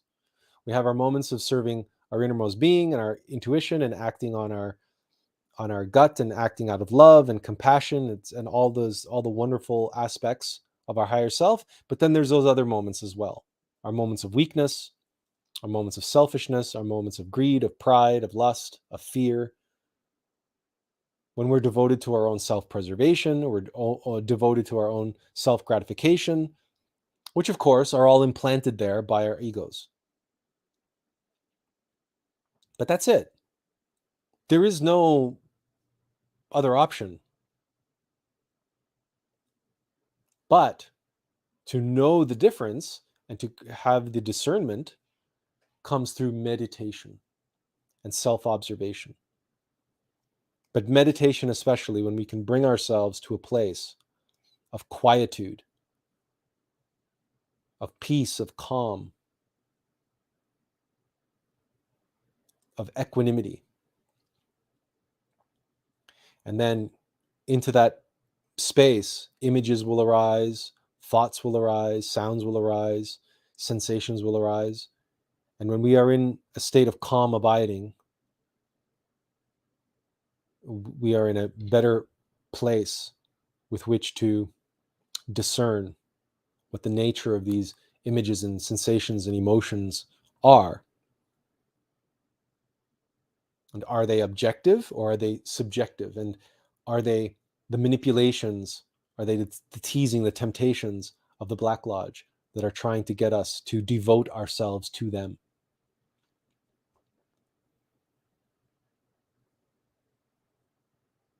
Devotion, then,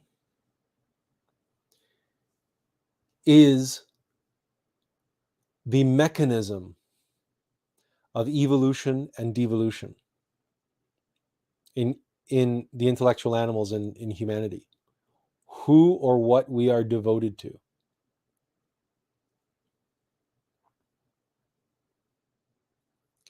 And the more outward our devotion is, the more we are devoted to organization and dogma and concepts and beliefs and groups and causes and nations and you name it, the more that our fire, our Krestos, our Quetzalcoatl is being inverted and the Kundalini is being turned into a Kundabuffer organ. That doesn't mean that we shouldn't be devoted to our family and our friends and loved ones, and indeed, the whole planet. Everyone, every last man, woman, and child, we should have some level of devotion to as Gnostics, as people who are here in the name of light and love and truth. But as we've said many times before, and there's another live stream that we did on who to serve and how to serve.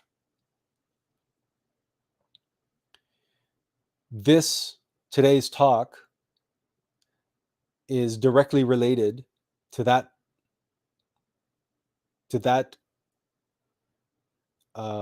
video, because even today we equated devotion to service, but devotion is deeper. Devotion is a better word, but still, in relation to that previous talk, how we know who to devote ourselves to comes from within, by devoting ourselves to our higher self. By devoting ourselves to our higher self, devoting ourselves and voting ourselves into that place of power above us, demoting ourselves, and we allow ourselves to be in the driver's seat. Our innermost being, our divine mother, will guide us, will tell us, will show us. The still soft voice will tell us whom in our life deserves our devotion and how we should devote ourselves to them, and what are the limits of that devotion, because that too is a way in which the Black Lodge gets to us. We're going to jump to some questions here because they've been piling up.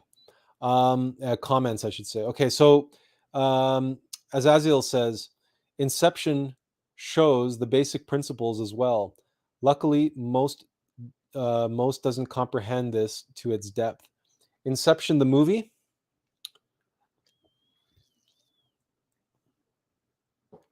We're assuming you mean Inception, the movie. We're trying to think exactly what you mean by that, but we'll let you expand on it if you want.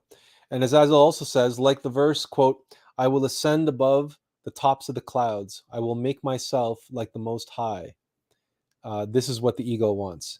Yeah, there you go. Benjamin says, oh, Azazel confirms, yeah, the movie. Now that, if we recall correctly, Inception was about implanting an idea in order to get that individual to commit themselves to acting in a certain way.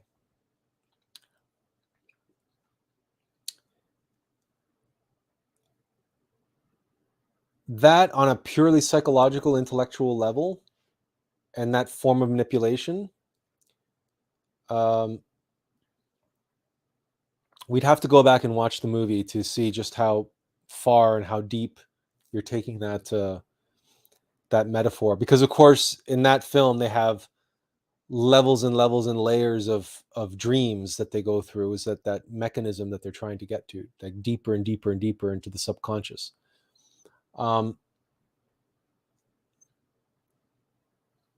With reference to what the Black Lodge wants in terms of winning over the devotion, our devotion, and manipulating us in order to get us to devote ourselves to the fulfillment of its desires, basically. And that's how it does that, by it simply does that by saying, instead of saying, it just simply says, I desire, I want, or I don't want. The ego can just say that. But because the ego is sitting on the throne of the locus of our being, when the ego says, I want this, I don't want that, it comes out of our mouth. I want this, I don't want that. And we automatically identify with it. We say, yeah, that's me. I want this, I don't want that. But no, you don't want that. You don't want that. That's a lie. The ego that's sitting on the throne wants that. So devote it. Devote it. Devote yourself to your being. Your being will let you know what you need. You won't, believe it or not, we don't, throughout the day, we don't go through our day thinking about what we want and what we don't want. We don't want anything. We don't. And when we do, it's our weaknesses, our vices that we're still working on. Or we're no way perfected by any stretch of the imagination. Are we anywhere near there? So when we want something, yeah, we want sugar, or we want chocolate, or we want something savory, something salty. Maybe that's what we want. That's our gluttony, or our lust working through our gluttony, because lust knows that it's not going to get to us that way, so it's going to get our energy some other way. So, and it's the emotions, the sensations, the feelings, the temptation, they're there, and they're very real, and they're very strong, they're very powerful, and they're very easy to give into. But we know it's the demon. It's the demon messing with us. We know that. We know that. And knowing is the first step. Knowing that's what's going on is the first step. Knowing that there's, as much as there's a hero inside of you, your nemesis, the villain, is also inside of you. And that nemesis, that villain, stands at the head of an army of minions. And while a film like Despicable Me is all very cute and adorable and clever, you have to understand that inside of you, that I that you think you are is that supervillain, and the minions, your egos, are just as troublemaking as they are. But they're not as good, but they're not good-natured, right? It's like Despicable Me, it's a very clever, sweet, adorable film, and it's funny, and it's very cleverly done. But unfortunately, and rather sadly, it ultimately does kind of glorify villainy, and takes the analogs of egos, are these minions, and make them sweet and cute and cuddly and adorable and endearing, right? So there's a dark underside to that film, which makes it a little, even though they have that character that's 100% Bill Gates, who's the real villain of the story, right? So, the other flip side of that, if you want to, the three little girls that Gru adopts, right? There's three girls, right? The mind, the heart, and the body. And Gru adopts them. Now, why does he adopt them? He adopts them because he sees them as a way of getting what he wants, which is he wants the shrink ray that's in the possession of the Bill Gates villain character. So Gru takes on the mind, the heart, and the body, the three little girls, to get what he wants, because it's through them that he's going to get the device that he's after, the power that he's after, to be able to commit the ultimate crime, which is, of course, to steal the moon, the lunar forces.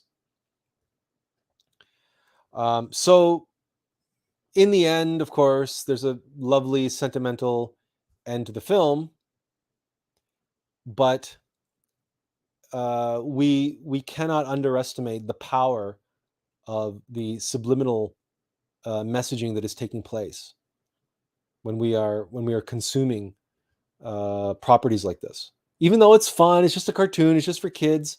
Yeah, but the impression that that's leaving on the subconsciousness, that all this legion of minions, oh, they're cute and adorable and they're funny and they're, like, that's what everybody loves from the Despicable Me movie, to the point where they tried to make Minions movies.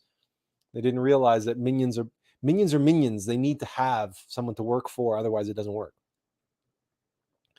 That's the nature of the archetype, right? That's the whole gag about egos, right? They need higher demons, and that's why they're trying to convert us and make us into a demon so that they can continue playing their game. As Azil says, yeah, ego is friend is basically the message. Unfortunately, it's sort of true. Yes, it's sentimental and it's funny and it's all many things, but unfortunately, in the final analysis, it's well, it is what it is. It's not The Incredibles, let's put it that way, which is a completely opposite message, right? Completely different, and the family of five, and and so on. And we can go into that at another time. Benjamin Raphael says, I've joined a few Christian sects, even the cult-like ones, where they teach members to submit themselves to the church administration. The appeal comes from the Holy Scriptures because they carry universal truths. However, the cult leaders, being black magicians, know how to twist and corrupt these Holy Scriptures to exploit their members into submission. What they cannot stand is exposure. If their con is exposed, they will cease to exist. They just exploit people's fear and devotion to a high level, we're guessing. Yeah. And Benjamin is speaking from his own experience. Now, the thing about any type of false guru or false prophet or evangelical preacher or whatever, their exposure is their downfall, because anonymity and the false pretenses under which they operate is their shield, is their armor. And it's like the Wizard of Oz, the man behind the curtain pulling the levers. But it's also the ventriloquist, the ventriloquist, right? With the ventriloquist dummy, right? The moment you see the ventriloquist lips move, the illusion is shattered.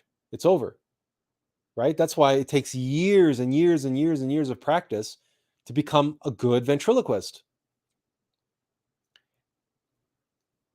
Because if the consciousness becomes aware of the con, of the scam, we're not going to fall for it. So the egos work that way, the same way inside of us. So what do you suppose is the remedy for these egos that function inside of us in the same way that the evangelical preachers do, as the cult leaders do, as the used car salesman does, as Darkness from Legend does, the film Legend?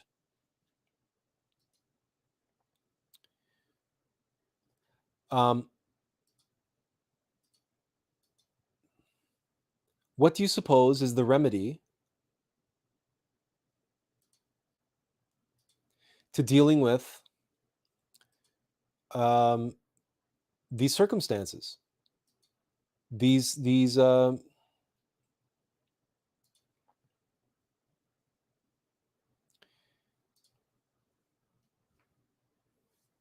and we talk about it all the time. We talk about it all the time.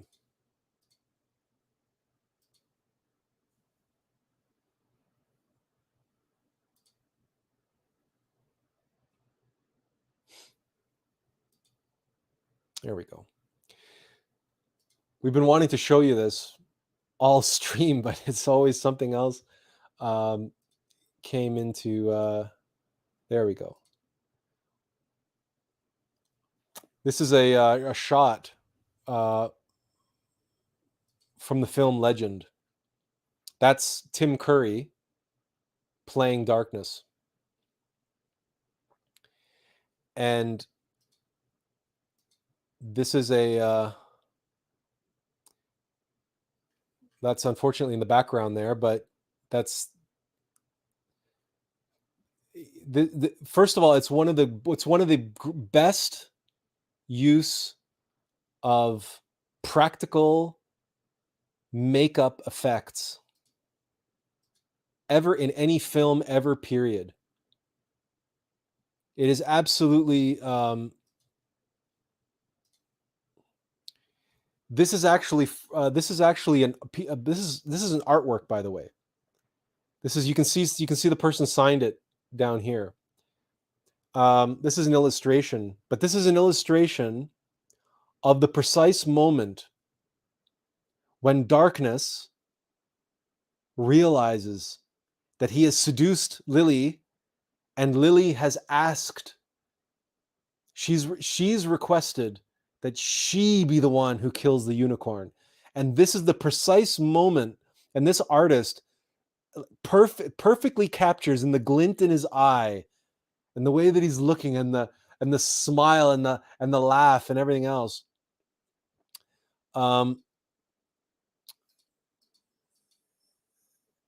perfectly captures the moment in the film.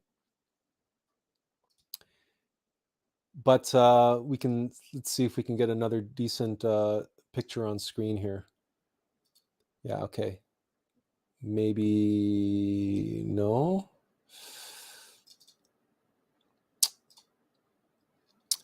It's it's really frustrating at times when you're searching for images for a live stream like this, and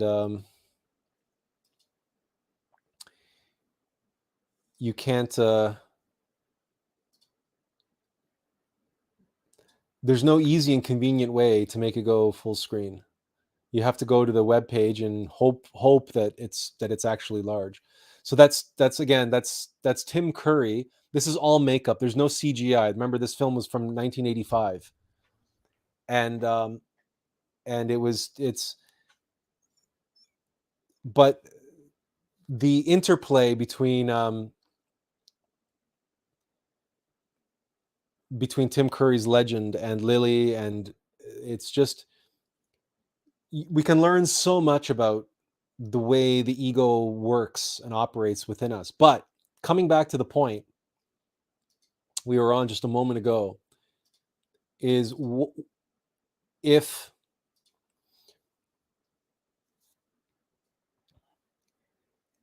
what Benjamin is saying here holds true, and he's speaking from his own experience, that if the con man, the preacher, the false prophet, the cult leader, if it all comes down to revealing them, to unveiling them, to outing them to the congregation, and the gig is up, the jig is up.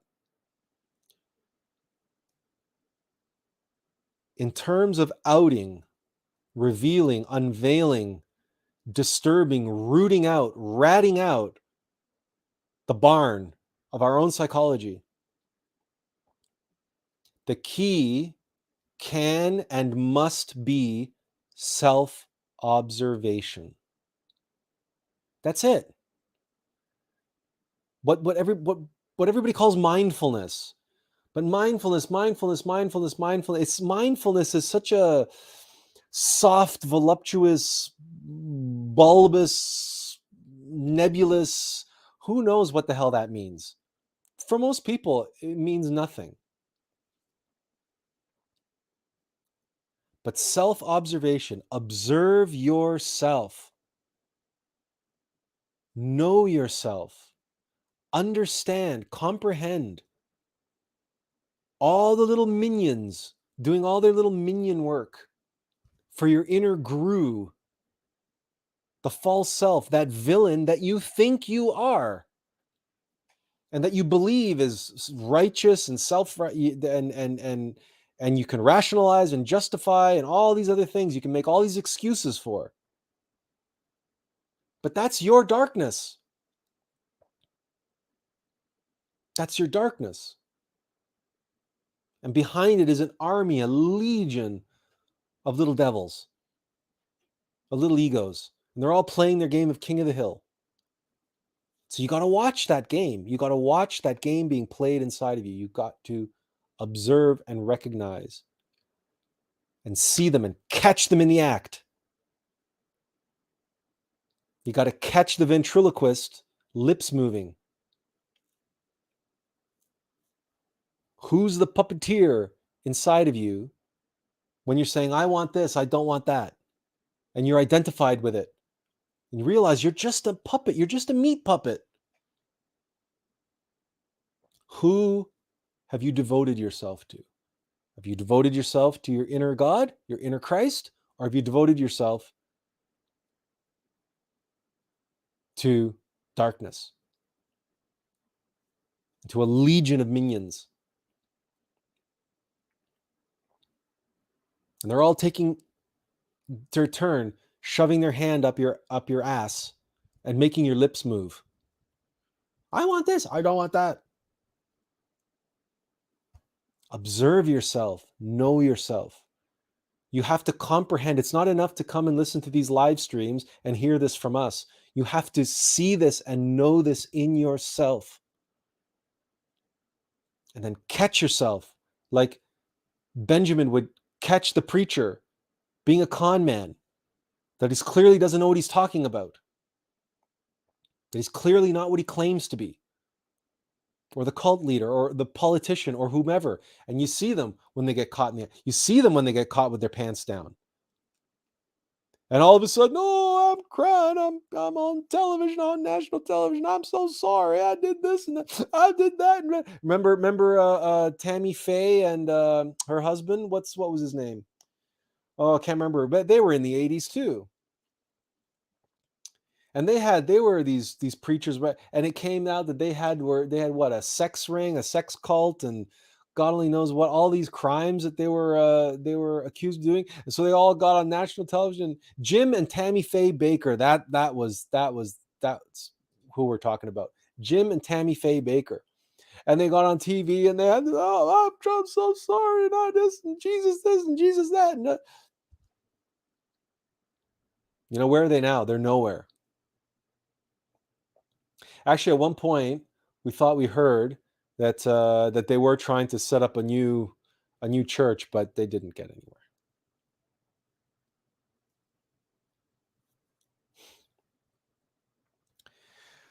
Does anybody have any other questions? Anything else to share?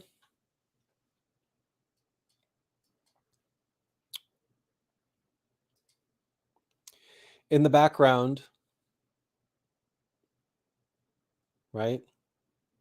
You can see why we chose the angel and the devil. That humble and modest angel that is devoted, that is of service, and this demon, this devil, who is envious, who covets that devotion. And that's the angels and demons. That's the aeons and the archons.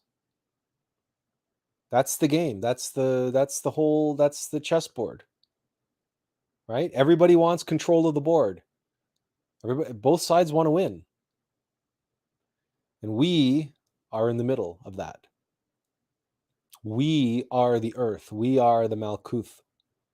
We are the playing field where that battle gets played out. We are the chessboard.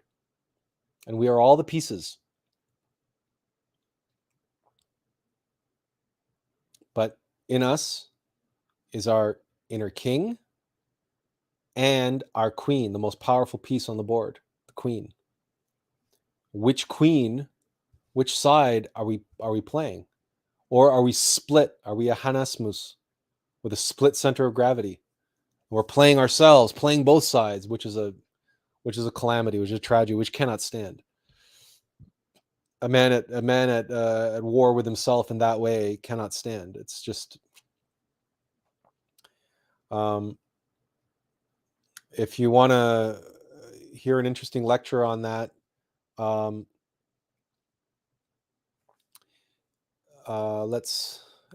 pull this up,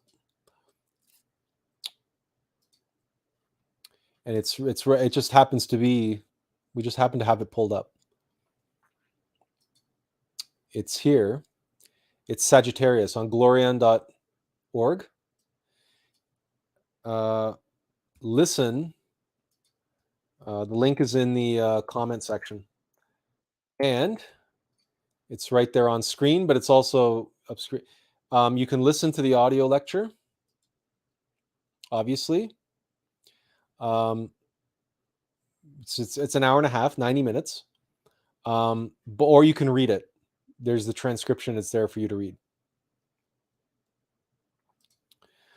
But in this lecture, they're talking about the zodiacal sign of Sagittarius, which is the centaur, which is the torso of a man and the body of a horse. And this represents precisely a Hanasmusen, someone with a split center of gravity. And in this lecture, they go into some detail talking about Andramalek, which is an entity who is precisely a master of both the White Lodge and the Black Lodge. And the tragedy of that, and just how much of a stalemate and just how much of a hell that is for that being, precisely because he's a master of both the white and the black, but he cannot advance. He cannot make any progress. He cannot evolve anymore as a being because he's also a master of the Black Lodge.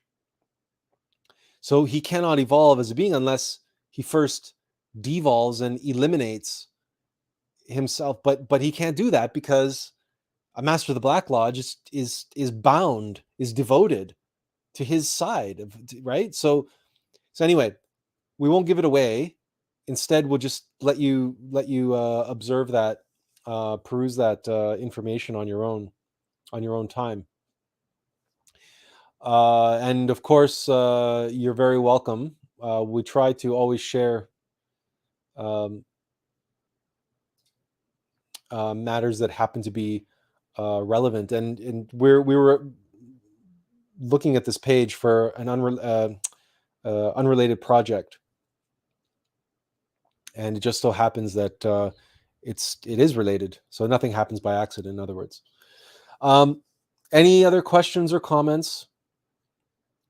We hope that you have a better appreciation now for the concept of devotion and how devolution plays into it, and also the nature of religions, and also the nature of the fact of how the egos go about and how others and manipulate others through this natural state of devotion. This is our natural state. And it's only a question of what we devote ourselves to and how cleverly the elements are that are able to win over our devotions. Because you see, the being and our divine mother, they don't play games with us. They don't manipulate us in those ways. Only the Black Lodge does that. And that's a clue, right? That's a hint. That's a sign. When something sounds too good to be true, It usually is. Or there's a catch, right? There's always a catch. There is no catch with our innermost being and our divine mother. That's the difference, right? They don't play these games. They don't paint a pretty beautiful picture saying, oh, follow me, obey me, love me, and you get this. But at the same time, there's no catch on the other end. With the Black Lodge, there's always a catch because there's karma. There's always karma to pay. Benjamin says, without consciousness and self-observation, we are in a sleep trance-like state, dreaming as we move through life. We should apply what we hear. Jesus said, quote, why do you call me Lord, Lord, and do not do what I say? Aha, okay, there you go. We should be doers and not just hearers. Thank you for sharing your knowledge with us and helping us toward self-evolution. Yes, we should not just hear, we should do, but we will take that one step further. We should be. We should be. We shouldn't do. We're not human doings. We're not called human doings. We're called human beings. And you say, well, okay, but how am I supposed to do what my innermost Lord wants me to do, or how am I supposed to get things done if I'm not doing, if I'm just being? And the answer is simple.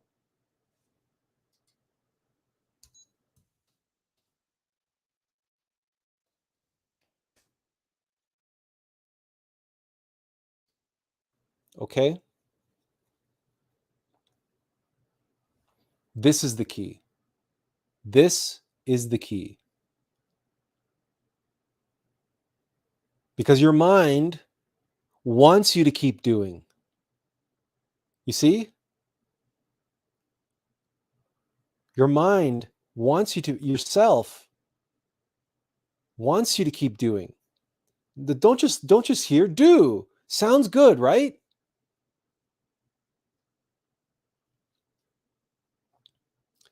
Exactly, Benjamin.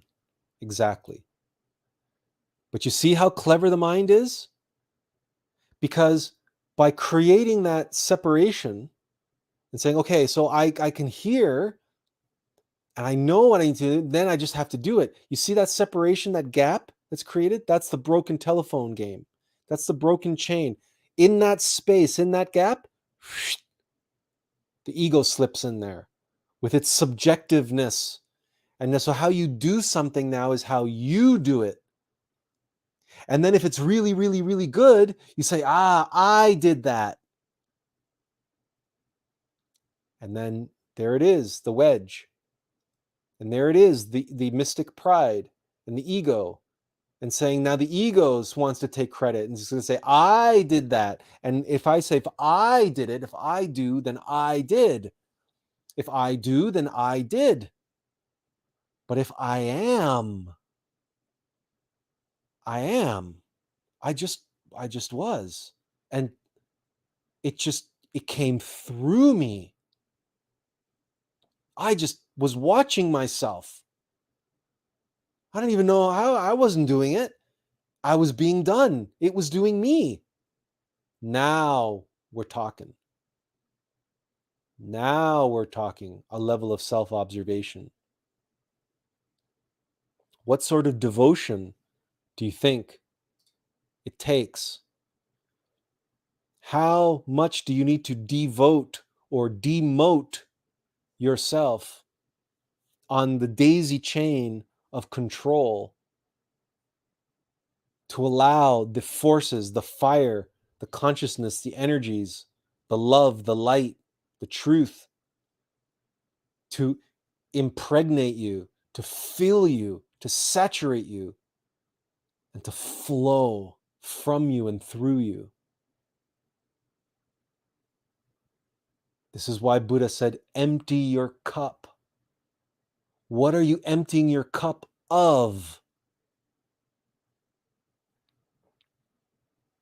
You're devoting, demoting all of the stuff that's in there, all of the eyes and all their desires and beliefs and wants and concepts.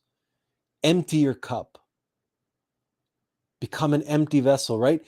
Kick the moneylenders out of the temple so that the Christ can come and tear the temple down and rebuild it in 3 days. Every time you allow yourself to be a vehicle and vessel and you are moved to tears, you are moved to tears, you are moved to action, you are moved by inspiration, you are moved by imagination,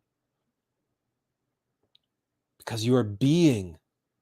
And every time that happens, and you acknowledge it because you are watching yourself, you're observing yourself, and you're remembering yourself. And every time this happens, you become a witness to the Christ moving in. To the Christ moving in.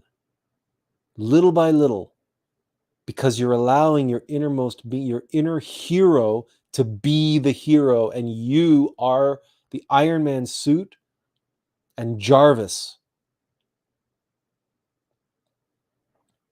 Watch the first Iron Man movie, or any Iron Man movie, and watch the parts where Tony Stark is having his conversations with Jarvis. And when you watch that film, recognize that you are like Iron Man. This personality, this body is Jarvis and the Iron Man suit. And Tony Stark is your innermost being, the hero of your story. But watch the Avengers Age of Ultron to comprehend what you become if you devote yourself to your eyes, to your desires, and you fall for the traps and tricks of ego. Because Ultron is just an Iron Man suit that's devoted to himself. Me, you know what this world needs? It needs more me. Me, me, me, me, me. It's a direct quote from the film.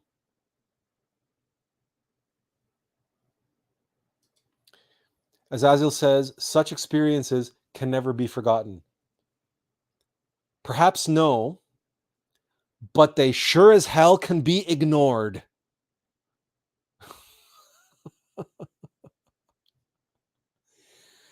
Do you know how many people just flat up miss? They have no idea. And what's worse, their ego takes credit for it. That's the worst part. You don't, just all those people out there, including ourselves, because we've all done it. We've all done it. Admit it to yourself now. We've all done it. Look back on your life and recognize that every true act of goodness, selflessness, self-sacrifice, you've thrown yourself in harm's way for the sake of another. You've, in a moment of devotion to friends or family or loved ones or children or you name it, every single time, without exception, you weren't doing that. You were being done. If you've ever clapped yourself on the back, patted yourself on the back, rewarded yourself, said, oh, I was such a good person. Oh, I so did this, I did that. You're guilty. You did it. You were being done, but it doesn't matter. You thought you were doing it and you took credit for it. We've all done it. We've all done it. I've done it many times, many, many, many, many times for many, many, many years, decades.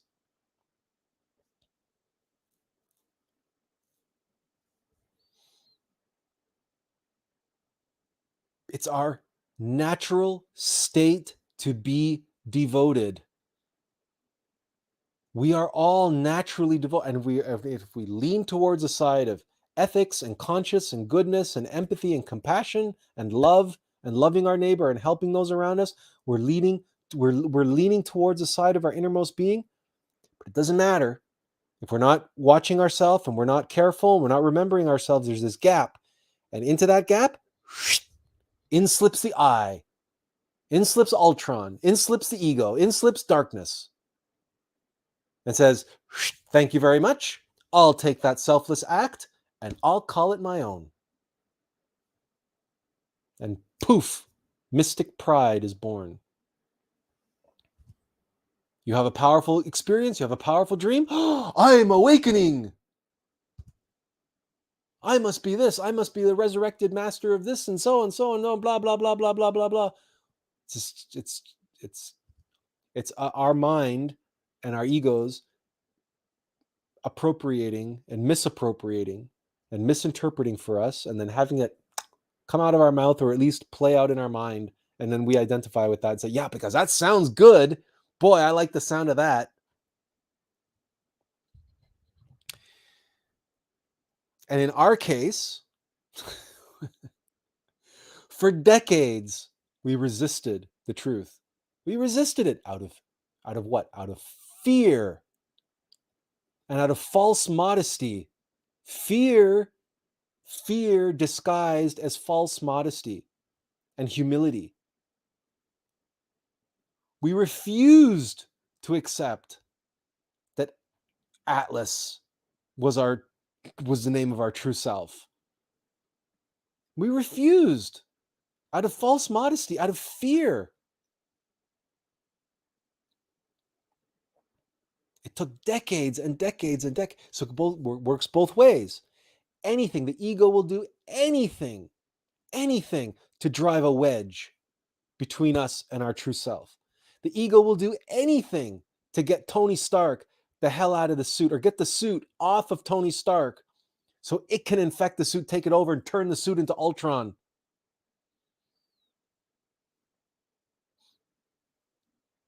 The ego will do anything to get us devoted to it, to devote ourselves to it and its legion of desires, of cravings and aversions.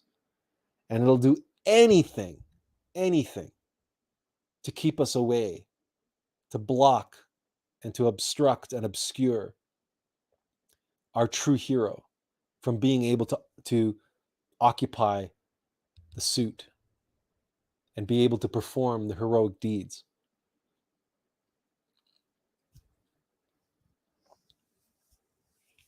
It's all devotion.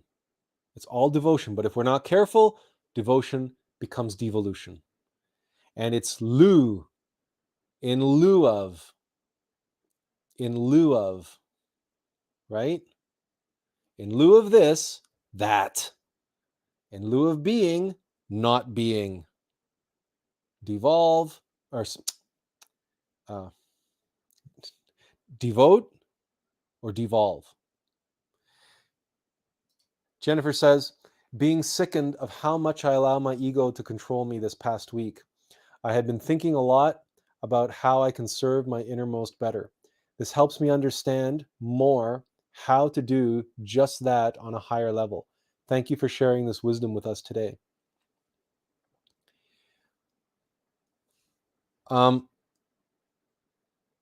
Okay. Careful about the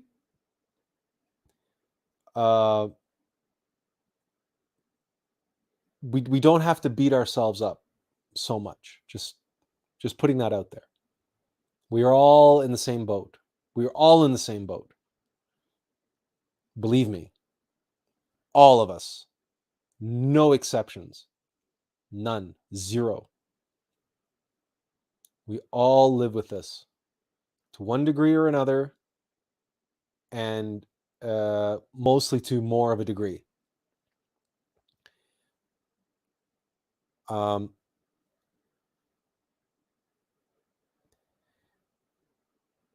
Devotion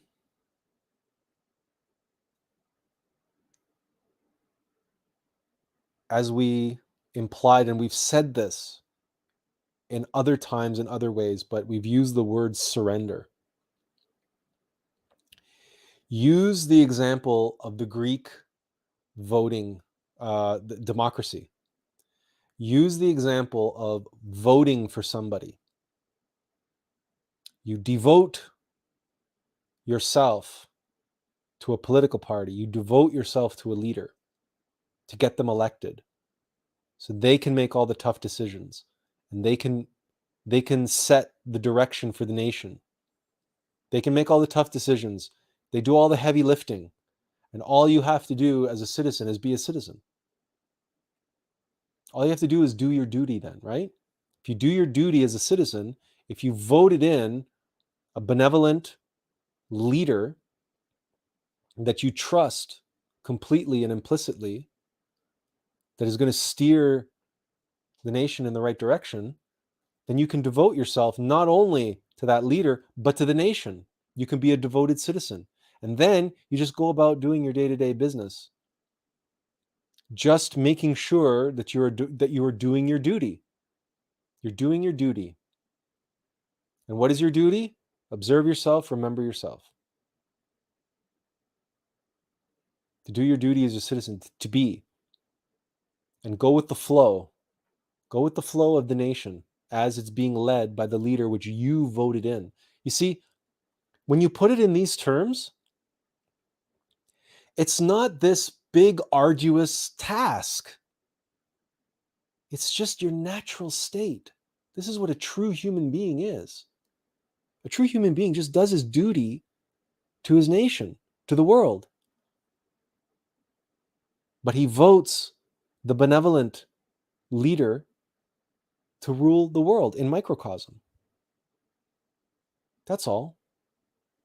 Don't fall for the charismatic bullshit of the malevolent villain type megalomaniacs and their army and legion of villains, of minions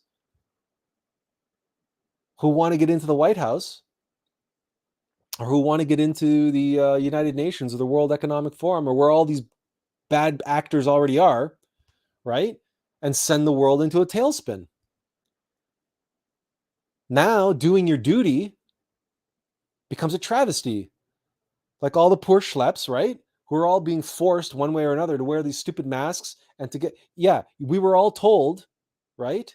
To do our duty, we needed to get the jabby jab in our army arm. Yeah. I didn't do that duty. Why? Because it was a duty imposed on me by maniacs, by criminals. And if you are under a criminal regime and you do what that regime tells you to do, guess what? You are implicated.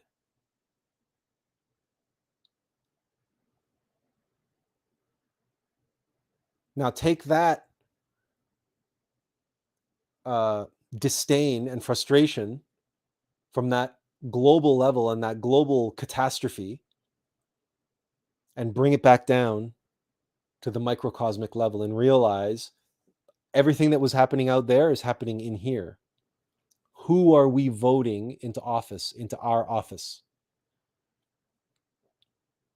And as we do our duty, whose duty are we doing? Who are we serving? Who are we following? Who are we? We're devoted to ourselves, but what selves are we devoted to? It's that simple. It's that simple. And to know that, we have to observe ourselves, remember ourselves, and develop the discernment through meditation.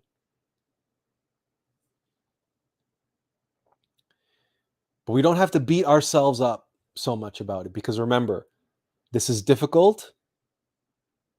This takes time. We have to be patient with ourselves, and we have to recognize that the con artists, the used car salesmen, the malevolent dictators, our own egos, these demons, these devils, okay, they're experts. They're masters at what they do. They're master manipulators. Master. And we have very little free consciousness left to work with, because the majority of it is bottled up inside of these. They've already taken most of who we are. So what little we have to work with, That's why it's so much more important to utilize it in the right way. As Azil says, like Al Pacino says in The Devil's Advocate, I'm the hand inside Mona Lisa's skirt. I'm a surprise, Kevin. Yeah. Yeah. That's, you know, for better or for worse, the signs are all around us. And they've been around us for a long, long time. We just have to have the eyes to see and the ears to hear. And of course, to do that, we just be. Don't look with your eyes. Let your innermost light look for you, see for you. That's your third eye. That's you develop in meditation. You develop with self-observation. You develop with self-remembering.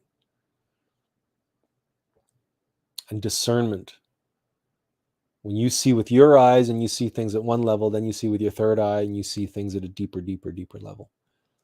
You allow yourself to be moved by what you see with that eye. It's all that process. It's slow process. It's like someone taking ages to move in to their new place. It's that kind of a process, because there's lots of furniture and there's lots of junk in that place already, and you got to move that. You got to get that out, right? And that self-observation. You have to see all those minions, all those malevolent forces trying to get to the throne, trying to manipulate and control you, trying to get you to devote yourself to them. So it's this dual process, emptying your cup and letting the new come in. Any other questions or comments? We're at the 2.5 hour mark. We're going to call it a day, but we will take any other comments or questions or anything else.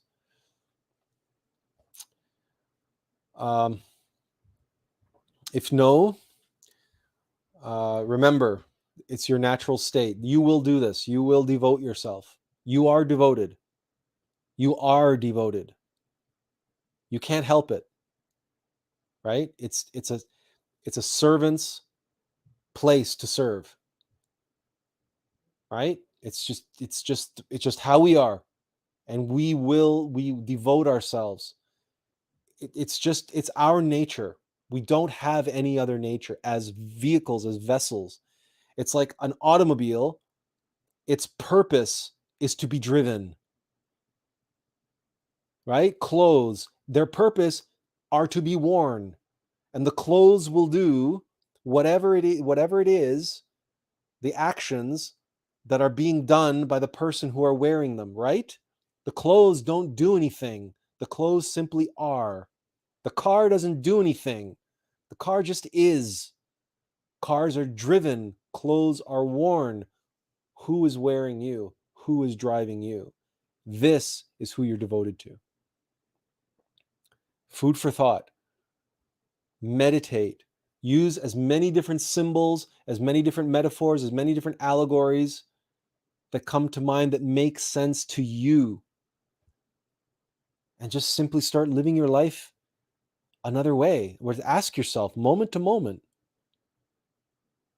is my being here? Is my being now? And if they're not, maybe you shouldn't do anything. Maybe you should sit back and wait. Maybe not, but maybe you should. And how will you know? Discernment, and watch yourself. You will know. You will know. All right. Thank you all very much for joining us. We hope to see you again soon. Until then, from the bottom of our heart, with the deepest devotion to all of you, to your path toward awakening and self-realization, we say inferential peace.